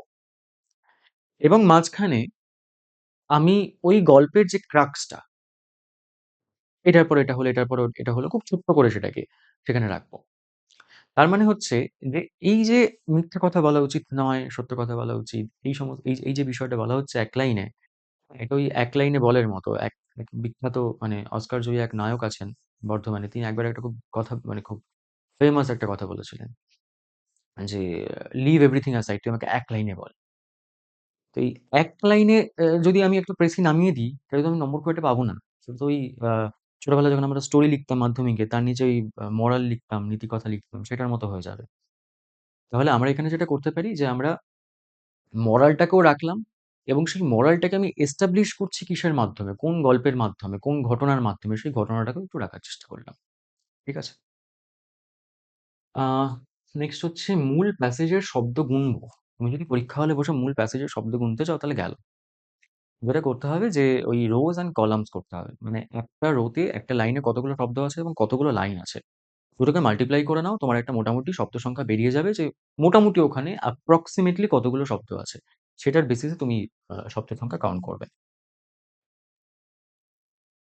আচ্ছা, আরো আছে বেসিক প্রশ্ন। সারমর্ম লেখার ক্ষেত্রে প্যাসেজে যদি কোনো উদাহরণ, রূপক, উদ্ধৃতি বা সংলাপ থাকে তবে তা বাদ দিতে হয় জানি। যদি সবাই জানো। যদি কেউ জেনে না থাকো সেটা জেনে নাও। এটা আমি ডিরেক্টলি কিছু প্রশ্ন ওই Google ফর্মে নেওয়া সেগুলো এখানে দিয়ে দিয়েছি। কিন্তু যদি দুটো ভিন্ন বিষয়ের মধ্যে তুলনা করা থাকে, যেমন একটা সভা উপলক্ষে, এটা একটা প্রিভিয়াস ইয়ার্স এর প্রশ্ন।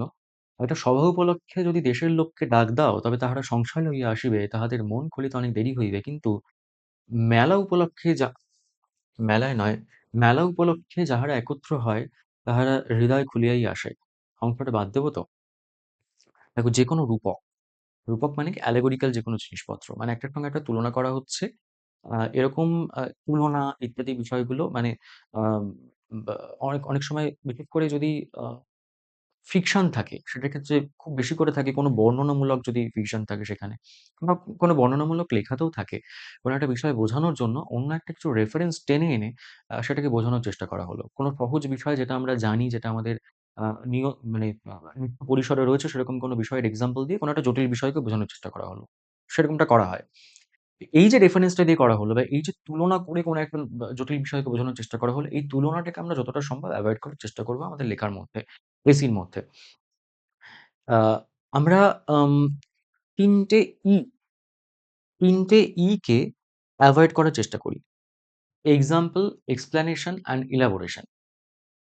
প্রেসির ক্ষেত্রে এক্সাম্পল রাখবো না, ইলাবোরেশন রাখবো না, এক্সপ্লানেশন কোনো কিছুর রাখবো না। শুধুমাত্র মূল বিষয়টুকু রাখবো। এবার সেটা করতে গিয়ে যদি এরকম কিছু আসে, আচ্ছা সংলাপ, সংলাপও আমরা রাখি না, উদ্ধৃতি, সংলাপ ইত্যাদি বিষয়গুলো রাখি না, উদাহরণ, রূপক এই সমস্তগুলো আমরা খুব একটা রাখি না। উদাহরণ না রেখে আমরা সেই ছাতাটাকে রাখি। মানে ধরো বলা হলো অনেকগুলো ফুল, এবার সেই ফুলের নাম বলা হলো চন্দ্রমল্লিকা, জুঁই ইত্যাদি, ইত্যাদি ফুলের নাম বলা হলো। আমরা ফুলের নামগুলো রাখি না। আমরা ছাতাটাকে রাখি যে বিভিন্ন প্রকারের ফুল। এই ছাতাটাকে আমরা রাখি। তার নিচের যে অংশগুলো সেগুলোকে রাখি না। উদাহরণগুলো রাখি না। এবার বলছে যে এই যে তুলনা করা হচ্ছে সেখানে আমরা এটাকে রাখবো কিনা? একটা সভা উপলক্ষে যদি দেশের লোককে ডাক দাও ইত্যাদি সংশয় লইয়া আসিবে তাদের মন খুলিতে অনেক দেরি হইবে। মেলা উপলক্ষে যাহারা একত্র হয় তারা যদি তাহাদের হৃদয় খুলিয়া আসে। এখানে মূল বক্তব্য হচ্ছে এই মেলা নিয়ে বলা হচ্ছে। যদি এই প্যাসেজটা প্রেসি যদি কেউ করে থাকো তাহলে দেখবে এটার মূল বিষয় হচ্ছে যে আ গ্রামীণ মানুষের কাছে এই মেলাটা আ মেলা উপলক্ষে তাদের একত্র হওয়া, সেটা তাদের গ্রামীণ জীবনে, সেটা তাদের সমাজ জীবনে কিভাবে প্রভাব ফেলে সেটা নিয়ে বলা হচ্ছে। সুতরাং সেখানে এই সভা বা ইত্যাদি উপলক্ষে ডাক দিলে কি হবে না হবে সেটা irrelevant। আমি বরং বলতে পারি যে অন্য বিষয়ের থেকে মেলাটা তাদের কাছে গুরুত্বপূর্ণ। মেলাটা তাদের কাছে হৃদয়ের অনেক কাছের। এটা আমি বলতে পারি।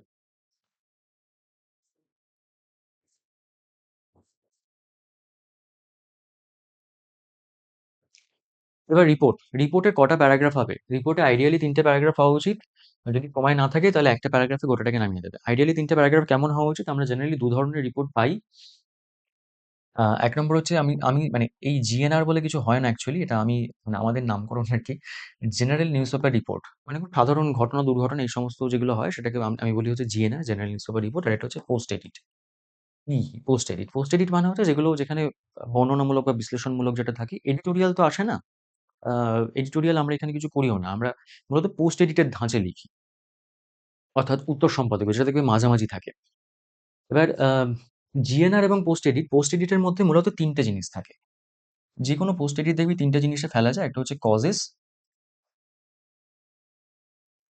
কনসিকুয়েন্সেস এবং পসিবল সলিউশন। আমার হাতের লেখা অত্যন্ত ভালো। আ একটু কষ্ট করে বুঝে নেওয়ার চেষ্টা করো। তো কজেস, কনসিকুয়েন্সেস এবং পসিবল সলিউশন। মোটামুটি ৩ টে জিনিসের মধ্যে আমরা এটাকে রাখার চেষ্টা করি। এবং জিএনআর এর ক্ষেত্রে ১ম এ একটা ইন্ট্রোডাকশন এবং তারপরে বডি, সেখানে একটা এক্সপ্লানেশন থাকে। যে কিভাবে ঘটনাটা ঘটেছে বা কি, কি হয়েছে প্রত্যক্ষদর্শীরা কি দেখেছেন, কি করেছেন সেই বিষয়গুলো থাকে। এবং লাস্টে একটা কনক্লুশন থাকে। সেই কনক্লুশনের মধ্যে জেনারেলি কারোর বক্তব্য, কোনো অফিসিয়াল মানে আ পুলিশ বা কারোর তরফ থেকে ভিজিট হয়েছে, তারা কম্পেনসেশন কিছু অ্যানাউন্স করেছেন কিনা, কি ব্যবস্থা নিয়েছেন, এরকম ২-১ টা বিষয় কনক্লুশনের মধ্যে রাখা হয়। তো আইডিয়ালি ৩ টে প্যারাগ্রাফ হওয়া উচিত।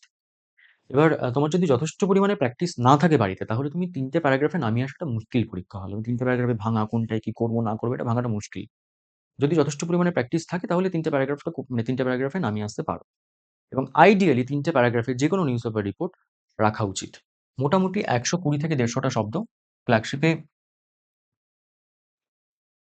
ক্লার্কশিপে এর থেকে বেশি শব্দ সংখ্যা মানে সুপার হিউম্যান ছাড়া অন্য কেউ করে আসতে পারবে বলে আমার মনে হয় না। সুতরাং এই ১২০ থেকে ১৫০ টা শব্দের মধ্যে এটাকে নামাতে হবে ফ্ল্যাগশিপের ক্ষেত্রে। এবং এই ৩ টে প্যারাগ্রাফে যদি ভাঙা যায়, ফার্স্ট প্যারাগ্রাফটা যেটা সেটা should not ideally be more than 25% the whole volume।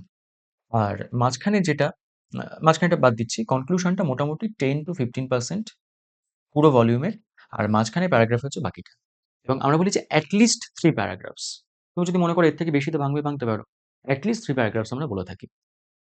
এবার আবার বলছি, যদি পরীক্ষা হল এইভাবে আ যদি আগে থেকে সেভাবে প্র্যাকটিস না থাকে এবং ভাঙার মতো সেভাবে স্কোপ না থাকে, তাহলে তুমি একটাই প্যারাগ্রাফে করে এসো। কোনো অসুবিধা নেই। কোথায় নিজস্ব সংবাদদাতা, কোথায় XYZ, কোথায় bias, staff reporter. Bias, staff reporter আর নিজস্ব সংবাদদাতা মোটামুটি একই জিনিস। সেটা আমরা কোথায় রাখি? জিএনআর এর ক্ষেত্রে রাখি। এবং এই বায়াস, স্টাফ রিপোর্টার বা নিজস্ব সংবাদদাতা যেটা, এটা মোটামুটি হচ্ছে সর্বঘটের কাঁঠালি কলা।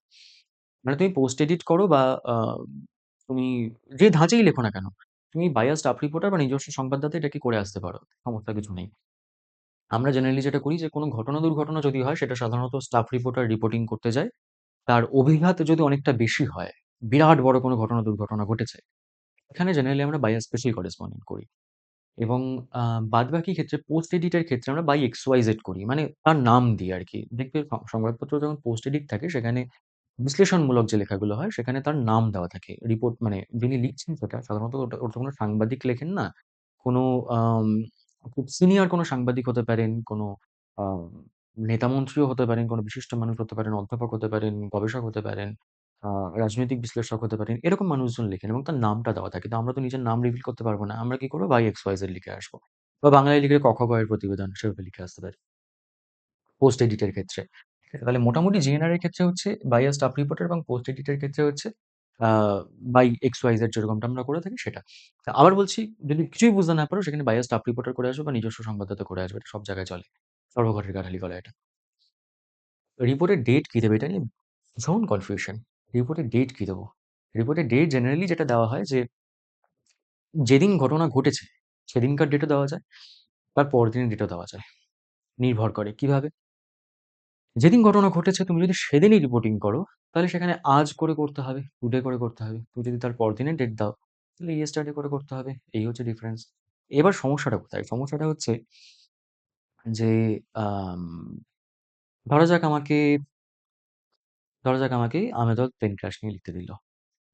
এগুলো তো ভীষণ হট টপিক। মানে সবাই যেগুলো করছে আরকি SIR, Ahmedabad plane crash, women's cricket world cup victory, আ তারপরে অপারেশন সিঁদুর, এগুলো মোটামুটি সবাই করছে।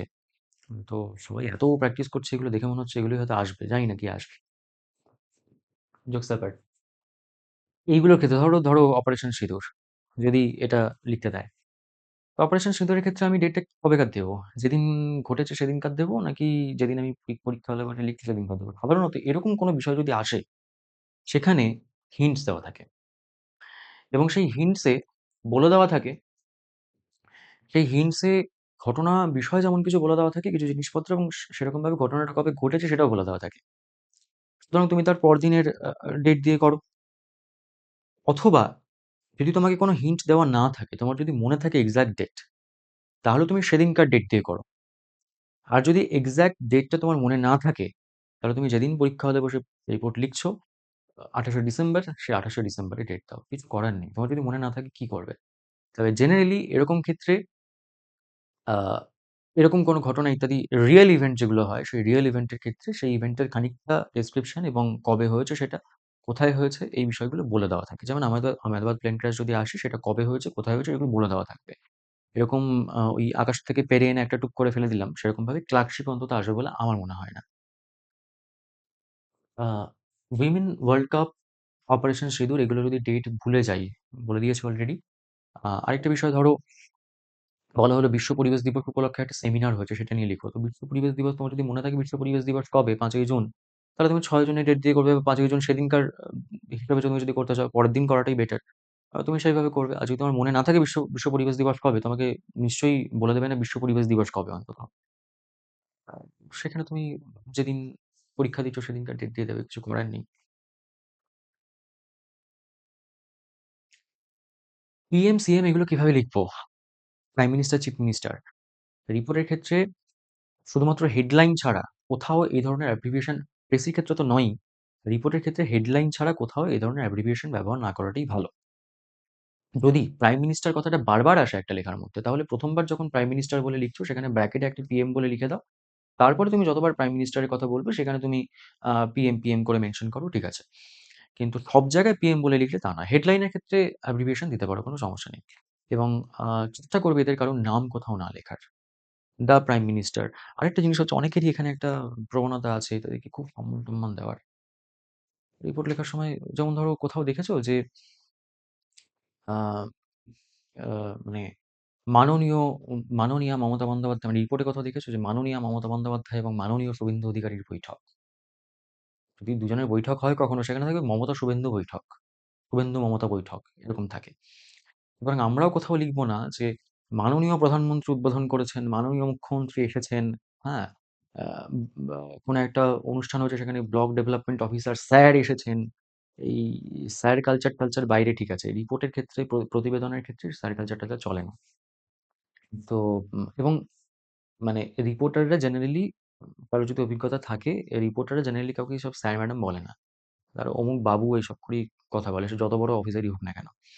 সুতরাং কোথাও এই অমুক স্যার, অমুক অনারেবল, রেসপেক্টেড, এই সমস্তগুলো কোথাও নয় একদম। ঠিক আছে? এডিটোরিয়াল রিপোর্টে কি কোটেশন দেওয়া যাবে? এডিটোরিয়াল রিপোর্টে কোটেশন দিতেই পারো। আমরা যে আবার আবার বলছি, এডিটোরিয়াল রিপোর্ট আমরা কিন্তু করি না। এডিটোরিয়াল রিপোর্ট আমরা শুধুমাত্র WBCS এ বাংলায় করি। আমরা পোস্ট এডিট করি, উত্তর সম্পাদকীয়। সুতরাং এই পোস্ট এডিট বা উত্তর সম্পাদকীয় ক্ষেত্রে আমার যদি মনে হয় যে আমি একটা কোটেশন দেবো, আমি দিতেই পারি। কেননা এখানে দেখো ক্লার্কশিপের ক্ষেত্রে জেনারেলি কি হয়, সে পোস্ট এডিট হোক বা জিএনআর হোক, ধাঁচটা সেই অনেকটা জিএনআর এ, মানে সাধারণ প্রতিবেদনের ধাঁচেই অনেকটা চলে আসে। সুতরাং মেট্রো রেলের সম্প্রসারণে মানুষের কি উপকার হয়েছে, এটা সাধারণত পোস্ট এডিট। কারণ এটা কোনো নির্দিষ্ট ঘটনাভিত্তিক নয়। হ্যাঁ? এবং এখানে আমি কজেস, কনসিকুয়েন্সেস, পসিবল সলিউশন এইভাবেই জিনিসটাকে রাখার চেষ্টা করি আমরা। কিন্তু সেখানে আমি যদি মনে করি যে কোনো একজন নিত্যযাত্রীর বক্তব্য দিয়ে শুরু করবো বা মাঝখানে কোথাও রাখবো, আমি রাখতেই পারি। সমস্যা কিছু নেই তাতে। বা যদি কোনো বিশিষ্ট মানুষের বক্তব্য দিতে চাও, ঠিক আছে। যদি এআই বা ডিজিটাল অ্যারেস্ট নিয়ে রিপোর্ট আসে, ওইগুলি কি সেমিনার করে দিতে পারি? এইটা আমি জানি না কোথা থেকে এটা উৎপত্তি হয়েছে। যে এরকম যদি কিছু বুঝতে না পারো, সেটাকে একটা সেমিনার করে দাও। সবকিছু নিয়ে সেমিনার করবো কেন? যদি আমাকে সেমিনার বলে তবে আমি সেমিনার করবো। আর যদি বলে এটা নিয়ে একটা অ্যাওয়ারনেস ড্রাইভ হয়েছে, একটা ক্যাম্পেইন হয়েছে, আমি সেমিনারটাকে only a part of the campaign হিসেবে রাখতে পারি। কিন্তু আমাকে কিছু একটা করতে বলেছে, আমি সেটাকে একটা সেমিনার দেখিয়ে দিলাম। সে এআই নিয়ে লিখতে বলেছে, এআই এর ভালো মন্দ। আমি বললাম যে এআই এর ভালো মন্দ নিয়ে একটা সেমিনার হয়েছে। এবার সেই সেমিনারে অমুক ছিল চিফ গেস্ট, অমুক ছিল গেস্ট অফ অনার, অমুক ছিল এই সেই, এরা উপস্থিত ছিল। কেন? রিপোর্টের ক্ষেত্রে কি নিজের মতামত দিতে পারি? রিপোর্টের ক্ষেত্রে দুটো জিনিস আছে। জিএনআর যদি হয়, সাধারণ রিপোর্ট যদি হয়, সেখানে কোনোভাবেই মতামত দেওয়া যাবে না। আ সেখানে যেটা করতে হবে, যদি তোমার কিছু মতামত থাকেও, ধরো একটা ট্রেন দুর্ঘটনা হয়েছে। আ সেখানে তোমার মনে হলো যে তুমি বলতে চাইছো যে সিগন্যালিং ব্যবস্থার যদি উন্নতি করা যায়, তাহলে ট্রেন দুর্ঘটনা এড়ানো যাবে। তুমি নিজে বলবে না। তুমি অন্য একটা হাতে বন্দুক রেখে বলো। কোনো একজন উইটনেস এই কথাটা বলেছে, বা কোনো একজন ভিকটিম এই কথাটা বলেছে। মিস্টার এক্স, ব্র্যাকেটে বয়স দিলে একজন আ ভিকটিম, সে বলেছে যে যদি সিগন্যালিং ব্যবস্থার উন্নতি করা যায়, তাহলে এই জিনিসগুলোকে এড়ানো যেতে পারে। মতামত দেবে শুধুমাত্র পোস্ট এডিটের ক্ষেত্রে, যেখানে তুমি বিশ্লেষণ করছো। সেইখানে তোমার মতামত দেবে, সেইখানে কেউ বলেছে কিছু করেছে, এসব না বললেও হবে। Out of the box report পড়লে কাছাকাছি কোনো আইডিয়া মনে এলে সেটা লেখা যাবে। একদম out of the box report যদি আসে, সেটা ক্লার্কশিপের ক্ষেত্রে আসাটা বাঞ্ছনীয় নয়। খুব একটা এখন পিএসসি তো আজকাল বাঞ্ছনীয় কাজ খুব একটা করে বলে মনে হয় না। বিশেষ করে এই পরীক্ষাগুলোর ক্ষেত্রে, মিসেলেনিয়াস এর ক্ষেত্রে আমরা দেখতে পেয়েছি। সুতরাং বাঞ্ছনীয় নয় খুব একটা। যদি আসেও, সেখানে দেখো, ছেড়ে তো কিছু আসা যাবে না। কঠিন এলে সেটা সবার জন্যই কঠিন হবে, শুধু তোমার জন্য নয়। আর কিছু ছেড়েও আসা যাবে না। সুতরাং কিছু একটা লিখে দিয়ে আসতে হবে। যা হোক, যদি বিশ্লেষণ করতে নাও পারো, যা হোক কিছুটা নামিয়ে দিয়ে এসো। সাধারণ প্রতিবেদনের মতো করে নামিয়ে দিয়ে এসো। যা হোক কিছু একটা নামিয়ে দিয়ে এসো। ঠিক আছে? কাছাকাছি যা মাথায় আসে করে এসো। রিপোর্টের ক্ষেত্রে টেন্স যদি গতকাল তার আগে এই সমস্তগুলো হয়ে থাকে, তাহলে পাস্ট টেন্সে করব। যদি তার এফেক্ট এখনো চলে, আ প্রেজেন্ট পারফেক্টে করব। এই মূলত পাস্ট টেন্স রিপোর্টের ক্ষেত্রে। রিপোর্টের টপিকের ব্যাপারে তেমন জানা নেই। উপায়। রিপোর্টের টপিকের ব্যাপারে এই একটু আগে যেটা বললাম, যে টপিক যদি খুব একটা আনকমন আসে, ক্লার্কশিপের ক্ষেত্রে মনে হয় না খুব একটা আনকমন আসবে বলে। তা সত্ত্বেও যদি বিরাট কিছু আনকমন আসে, সেখানে আমাদের খুব একটা কিছু করার থাকে না। আ কাছাকাছি যা পারবে মোটামুটি কিছু একটা নামিয়ে দিয়ে এসো। কেমন? পোস্ট এডিট, এডিটোরিয়াল আর আ জেনারেল রিপোর্টের পার্থক্য। এডিটোরিয়াল, ১ম এই বললাম, এডিটোরিয়াল হচ্ছে সংবাদপত্রের বাঁদিকে থাকে এডিটর বা এডিটোরিয়াল টিম, তারা ওটা লেখেন। আমাদের ক্ষেত্রে এটা আসে না। সেখানে শুধুমাত্র হেডলাইনটা দিতে হয় ১-২ শব্দের মধ্যে, এবং তারপর বাকিটা লিখতে হয়। কোনো ডেট প্লেস কিচ্ছু থাকে না। এডিটোরিয়াল আমাদের এখানে আসে না। আমরা পোস্ট এডিট বা জেনারেল রিপোর্ট এইভাবেই করি। জেনারেল রিপোর্টের ক্ষেত্রে আমরা হেডলাইন দিই, বাইলাইন দিই। বাইলাইনটা মাঝখানেও দিতে পারি, ডান দিকেও দিতে পারি। প্যারাগ্রাফ যেখানে শুরু করছি সেখানেও দিতে পারি। যে ওই বায়াস, স্টাফ রিপোর্টার ইত্যাদিগুলো যেটা আছে সেটা। এবং তারপরে আমরা আ ডেট, প্লেস ইত্যাদি দিয়ে তারপর আমরা লেখাটা শুরু করি। পোস্ট এডিটের ক্ষেত্রে হেডলাইন, বাইলাইন এবং তারপরে লেখাটা শুরু করা হয়। সেখানে কোনো ডেট, প্লেস থাকে না জেনারেলি। কিন্তু আমাদের কোথাও পোস্ট এডিট বা কিছু এরকম কিছু বলা থাকে না। সুতরাং আমার মনে হয়, মানে আমি যেটা সাজেস্ট করি, আ অনেকে হয়তো ভিন্ন মত হবেন, কিছু করার নেই। আ পোস্ট এডিটের ক্ষেত্রে আমি সাজেস্ট করি যে যাই আসুক, পোস্ট এডিট আসুক, জেনারেল নিউজপেপার রিপোর্ট আসুক, ডেট, প্লেস দিয়ে গো বাবা। আ রিস্ক নিও না কোনো কিছুতে। হ্যাঁ, শুধুমাত্র ওই হেডলাইনের যে তফাৎটা সেটা একটু রাখো। হেডলাইনের ক্ষেত্রে যদি সাধারণ রিপোর্ট হয়, সেখানে হেডলাইনটা একটু বড় হয়, যে ভয়ানক ট্রেন দুর্ঘটনা, মৃত ৬। এরকম একটা হেডলাইন সেখানে হয়। আর যদি আম আ জেনারেল নিউজ পেপার মানে যদি উৎস সম্পাদকীয় হয়, আ যেখানে বিশ্লেষণমূলক লেখা, সেটা মূলত ওরকম না হয়ে যদি ১-২ শব্দের মধ্যে বা ২-৩ শব্দের মধ্যে ৩-৪ শব্দের মধ্যে দেওয়া যায় ছোট করে, আ সেটা ভালো হয় খানিক। কোনগুলো কোনটা হবে কিভাবে চিনব? চেনার পরিষ্কার উপায় হচ্ছে নির্দিষ্ট ঘটনা দুর্ঘটনা যদি হয় তাহলে সেটা সাধারণ প্রতিবেদন। আর যদি নির্দিষ্ট ঘটনা দুর্ঘটনা না হয় তাহলে সেটা যেখানে বিশ্লেষণ থাকবে এটা হচ্ছে উত্তর সম্পাদকীয়। ধরো একটা সেমিনার হচ্ছে, একটা ক্যাম্পেইন হচ্ছে, একটা ড্রাইভ হচ্ছে, একটা ব্লাড ডোনেশন ক্যাম্প হচ্ছে, একটা দুর্ঘটনা ঘটেছে, একটা ডাকাতি হয়েছে, একটা চুরি হয়েছে, একটা নৌকো উল্টে গেছে, বাস উল্টে গেছে, ট্রেন উল্টে গেছে। এগুলো সব হচ্ছে সাধারণ প্রতিবেদন। আর ধরো বলল শিশু শ্রম নিয়ে তোমাকে লিখতে হবে। তোমাকে লিখতে হবে আম ধরো বলা হলো ভ্রূণ হত্যা নিয়ে। তোমাকে লিখতে হবে ডিজিটাল অ্যারেস্ট নিয়ে। এগুলো হচ্ছে উত্তর সম্পাদকীয়। আর পার্টিকুলার যদি ডিজিটাল অ্যারেস্টের ঘটনা থাকে সেটা হচ্ছে সাধারণ প্রতিবেদন। যদি ডিজিটাল অ্যারেস্ট নিয়মিতভাবে হচ্ছে এটা যদি থাকে সেটা হচ্ছে উত্তর সম্পাদকীয়। যদি বলা হলো যে একটা নির্দিষ্ট ট্রেন দুর্ঘটনা ঘটেছে, সাধারণ প্রতিবেদন। যদি বলা হয় ট্রেন দুর্ঘটনা নিয়মিতভাবে বেড়ে চলেছে, এই বিষয়টা নিয়ে প্রতিবেদন লেখো, উত্তর সম্পাদকীয়। ডেট, প্লেস কি দিতেই হবে? হ্যাঁ বাবা, দিতেই হবে। রিপোর্ট কত ওয়ার্ডের মধ্যে করতে হবে বলে দিয়েছি, ১২০ থেকে ১৫০। বাংলা প্রতিবেদনে ইংরেজি শব্দের ব্যবহার করা যাবে। এটা একটা আ খুব গুরুতর প্রশ্ন। অনেকে বাংলা প্রতিবেদনে যেমন আর্টিফিশিয়াল ইন্টেলিজেন্স, অনেকে এরকম এআই বলে এরকমভাবে লেখে বাংলা প্রতিবেদনে। আহ অনেকের অনেক রকম বক্তব্য থাকে। তুমি একটু তোমার লজিক্যাল সেন্স এপ্লাই করে কাজ করার চেষ্টা করবে। আনন্দবাজার খুলে কোনোদিন কি দেখেছো যে কোনো বাংলা প্রতিবেদনের মধ্যে ইংরেজি শব্দের ব্যবহার রয়েছে? মানে ইংরেজি হরফে কোনো শব্দ রয়েছে? না। ইংরেজি হরফে কোনো শব্দ থাকলেও সেটাকে তুমি বাংলায় ধরো এটাকে কৃত্রিম বুদ্ধিমত্তা বলছো। এবার তুমি মনে করলে যে না আমি এআই বলেই বলব, তাহলে তুমি এআই বলে লেখো। এটা নয়, এটা। ঠিক আছে? এটা লিখলে খুব একটা ক্ষতিবৃত্তি হবে? হবে না। যেটা ভালো সেটা হচ্ছে এটা। যেটা প্রেফারেবল সেটা হচ্ছে এটা।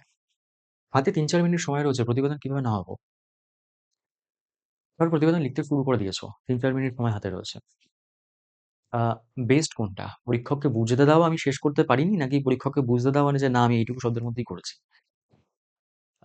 দেখো তুমি যদি প্রতিবেদন লিখতে মানে পরীক্ষক চলে এসেছেন খাতা তুলতে, তুমি মাঝপথে আছো, হ্যাঁ? যে অমুক দুর্ঘটনা ঘটেছে, এতজন মারা গেছে, এই লিখতে পরীক্ষক খাতাটা টেনে এলেন।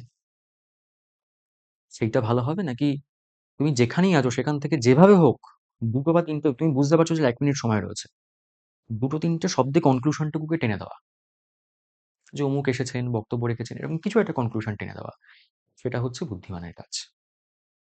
সময় যখন হাতে কম থাকবে, যে অবস্থাতেই থাকো, সেখান থেকে যেকোনোভাবে একটা কনক্লুশন এ আসার চেষ্টা করো, কনক্লুশন টানার চেষ্টা করো ১ টা ২ টো বাক্য দিয়ে। ঠিক আছে? উত্তরবঙ্গের বন্যা নিয়ে রিপোর্ট লিখতে দিলে স্থান কি হবে? উত্তরবঙ্গের বন্যা নিয়ে রিপোর্ট লিখতে দিলে সাধারণত আ শিলিগুড়ি থেকে রিপোর্ট করা হয়। তো উম দেখুন তুমি যেই জেলা থেকে করছো সেই জেলার সদর শহরের কথা লিখবে। আচ্ছা এইখানে একটা জিনিস, এরকম কোনো একেবারে নির্দিষ্ট যদি কোনো ঘটনা থাকে উত্তরবঙ্গের বন্যা, প্লেন দুর্ঘটনা, তাহলে তো জায়গার নাম আমাকে লিখতেই হবে। যদি শুধু বলে যে একটা ট্রেন দুর্ঘটনা, এটা র‍্যান্ডম, তাহলে তুমি জায়গার নাম দেবে ক, খ, গ, এবিসি, এক্স, ওয়াই, জেড এরকম কিছু দেবে। আর যদি বলে ধরো যে আ ঝাড়গ্রামে লোকালয়ে বাঘ ঢুকে গেছিল, সেই যে যেটা হয়েছিল, তাহলে তো সেখানে ঝাড়গ্রাম, বাঁকুড়া, পুরুলিয়া এসব নাম মেনশন করতেই হবে। সুতরাং যেখানে জিনিসটা ডেফিনিট সেখানে নাম মেনশন করতেই হবে। যেখানে ডেফিনিট নয় সেখানে এক্স, ওয়াই, জেড, এবিসি এই সমস্তগুলো ব্যবহার করবে। আর পোস্ট এডিটের ক্ষেত্রে ধরো বলা হলো যে ভূগর্ভস্থ জলস্তর নামছে। এবার সেখানে তোমার ভূগর্ভস্থ জলস্তর পশ্চিমবঙ্গের কোন জেলায় সবথেকে বেশি নামছে সেই জেলাগুলোর নাম তো তোমাকে বলতেই হবে। মানে যদি তোমার মাথায় থাকে তাহলে তো বলতেই হবে। সেখানে তুমি এক্স, ওয়াই, জেড ব্যবহার করে বলতে পারবে না। সুতরাং সেগুলোর ক্ষেত্রে অরিজিনালি তোমাকে দিতেই হবে। কিন্তু যেখানে জিনিসটা র‍্যান্ডম, যেকোনো একটা বলা হচ্ছে সেখানে এক্স, ওয়াই, জেড, এবিসি ব্যবহার করে করবে।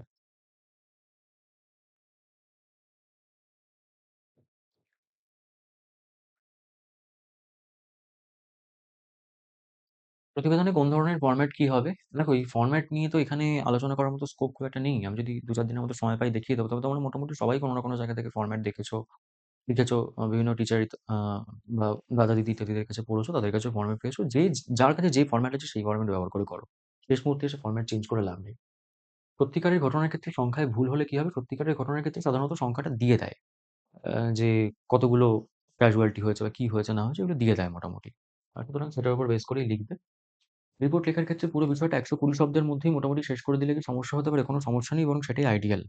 যদি ঠিকঠাকভাবে নামাতে হয় মানে এবং প্রেসি বা ট্রান্সলেশন এ যদি একটা কিছু কঠিন এসে যায়, তাহলে তুমি ১২০ র উপরে খুব একটা যেতে পারবে বলে আমার মনে হয় না। ওই যে বললাম, যদি না তুমি সুপার হিউম্যান হও বা যদি না শশী থারুরের বংশজ কেউ হও। প্রতিবেদনে কোনো ব্যক্তির নাম লেখা যাবে? ব্যক্তির নাম, ধরো তুমি কারোর কোটেশন দিলে। ধরো তুমি উম আ মা ধরো তুমি একটা আ রবীন্দ্রনাথ ঠাকুরের কোটেশন দিলে। রবীন্দ্রনাথ ঠাকুরের নাম লিখতেই পারো। আদারওয়াইজ ক বাবু, খ বাবু করে চালাতে পারো। মিস্টার এক্স, মিস্টার ওয়াই এই সমস্ত করে করতে পারো।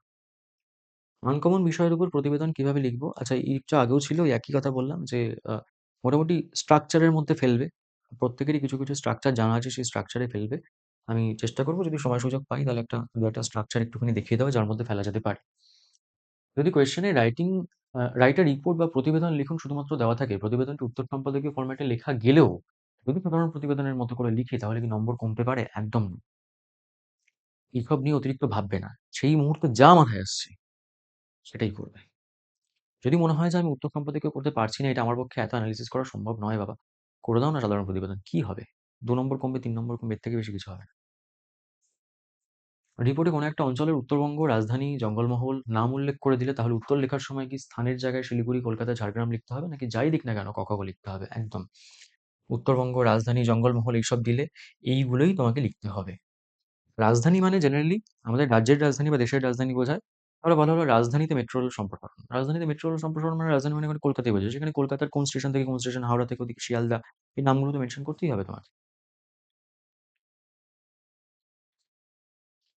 রিপোর্ট লেখার সময় নির্দিষ্ট জায়গার নাম দেওয়া যাবে কি? যেমন নর্থ বেঙ্গল ফ্লাডের ক্ষেত্রে ঠিক কোন, কোন জায়গায় হয়েছিল বা নদীগুলোর নাম একদম দিতেই হবে বা দেওয়া যাবে।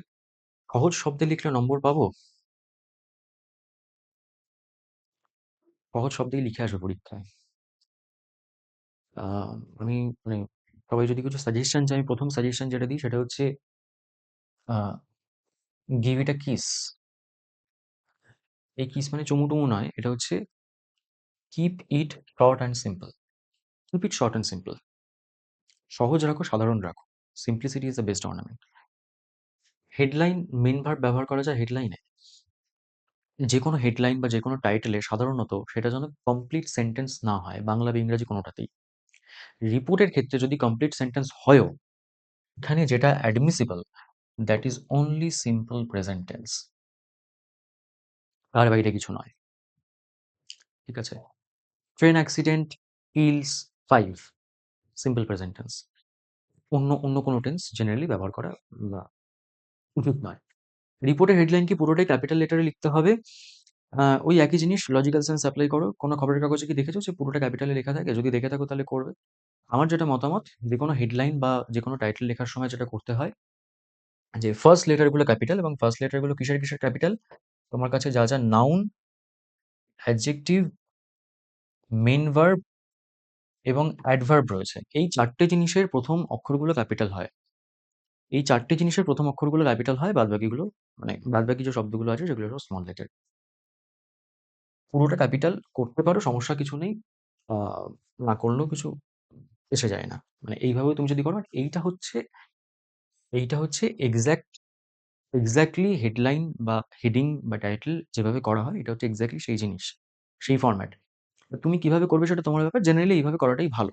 তুমি যদি পুরোটা ক্যাপিটালে করো তাতে কিচ্ছু এসে যায় না। নম্বর বিন্দুমাত্র কমবে না। কনটেন্টের দিকে নজর দাও, এসবের দিকে না তাকিয়ে। এই ছিল আমাদের মোটামুটি যে ডাউট গুলো সেগুলো নিয়ে আলোচনা। এর বাইরেও যদি কিছু ডাউট থাকে তোমরা কমেন্টে জিজ্ঞাসা করতে পারো। আ সময় সুযোগ পেলে চেষ্টা করব সেগুলো নিয়ে উত্তর দেওয়ার। এবং আগামী ২-৪ দিন আছে। যদি কিছু আ এটাতে যদি বিন্দুমাত্র কিছু উপকার হয় তাহলে ২-১ টা যদি কিছু দিতে পারি, দেওয়ার চেষ্টা করব। অনেক কথা দিয়েছিলাম, সেগুলো সবই মিস গেছে, কোনটাই রাখতে পারিনি। যেটা এটা আনবো, ওটা আনবো, কোনটাই রাখতে পারিনি। আন্তরিকভাবে দুঃখিত তার জন্য। যেটুকু দিতে পারলাম, যদি তোমাদের কিছু কাজে লাগে, এর আগেও ১ মাস আগে যে ভিডিওগুলো দেওয়া ছিল বা এখন আজকে যেটা দিলাম, আ আমার ভালো লাগবে। ভালো করে পরীক্ষা দাও। আর এই ২-১ দিনের মধ্যে খুব একটা টেনশন নিও না, খুব বেশি মগডগ দিও না, খুব বেশি আর প্র্যাকটিস করো না। বরং একটু পড়ার দিকে ফোকাস করো। একটু ফিকশন পড়া, এগুলোর দিকে ফোকাস করো। সাবকন্সিয়াস মাইন্ডটাকে আ যাতে করে এই কয়েকদিনের মধ্যে আরেকটু স্ট্রং করা যায়। যে লেভেলে আছে তার থেকে যদি আরেকটু স্ট্রং করা যায় সেটাই বরং বেটার হবে। চলো বাই। ভালো থেকো সবাই। ভালো করে প্রিপারেশন করো। শান্ত মাথায় প্রিপারেশন করো।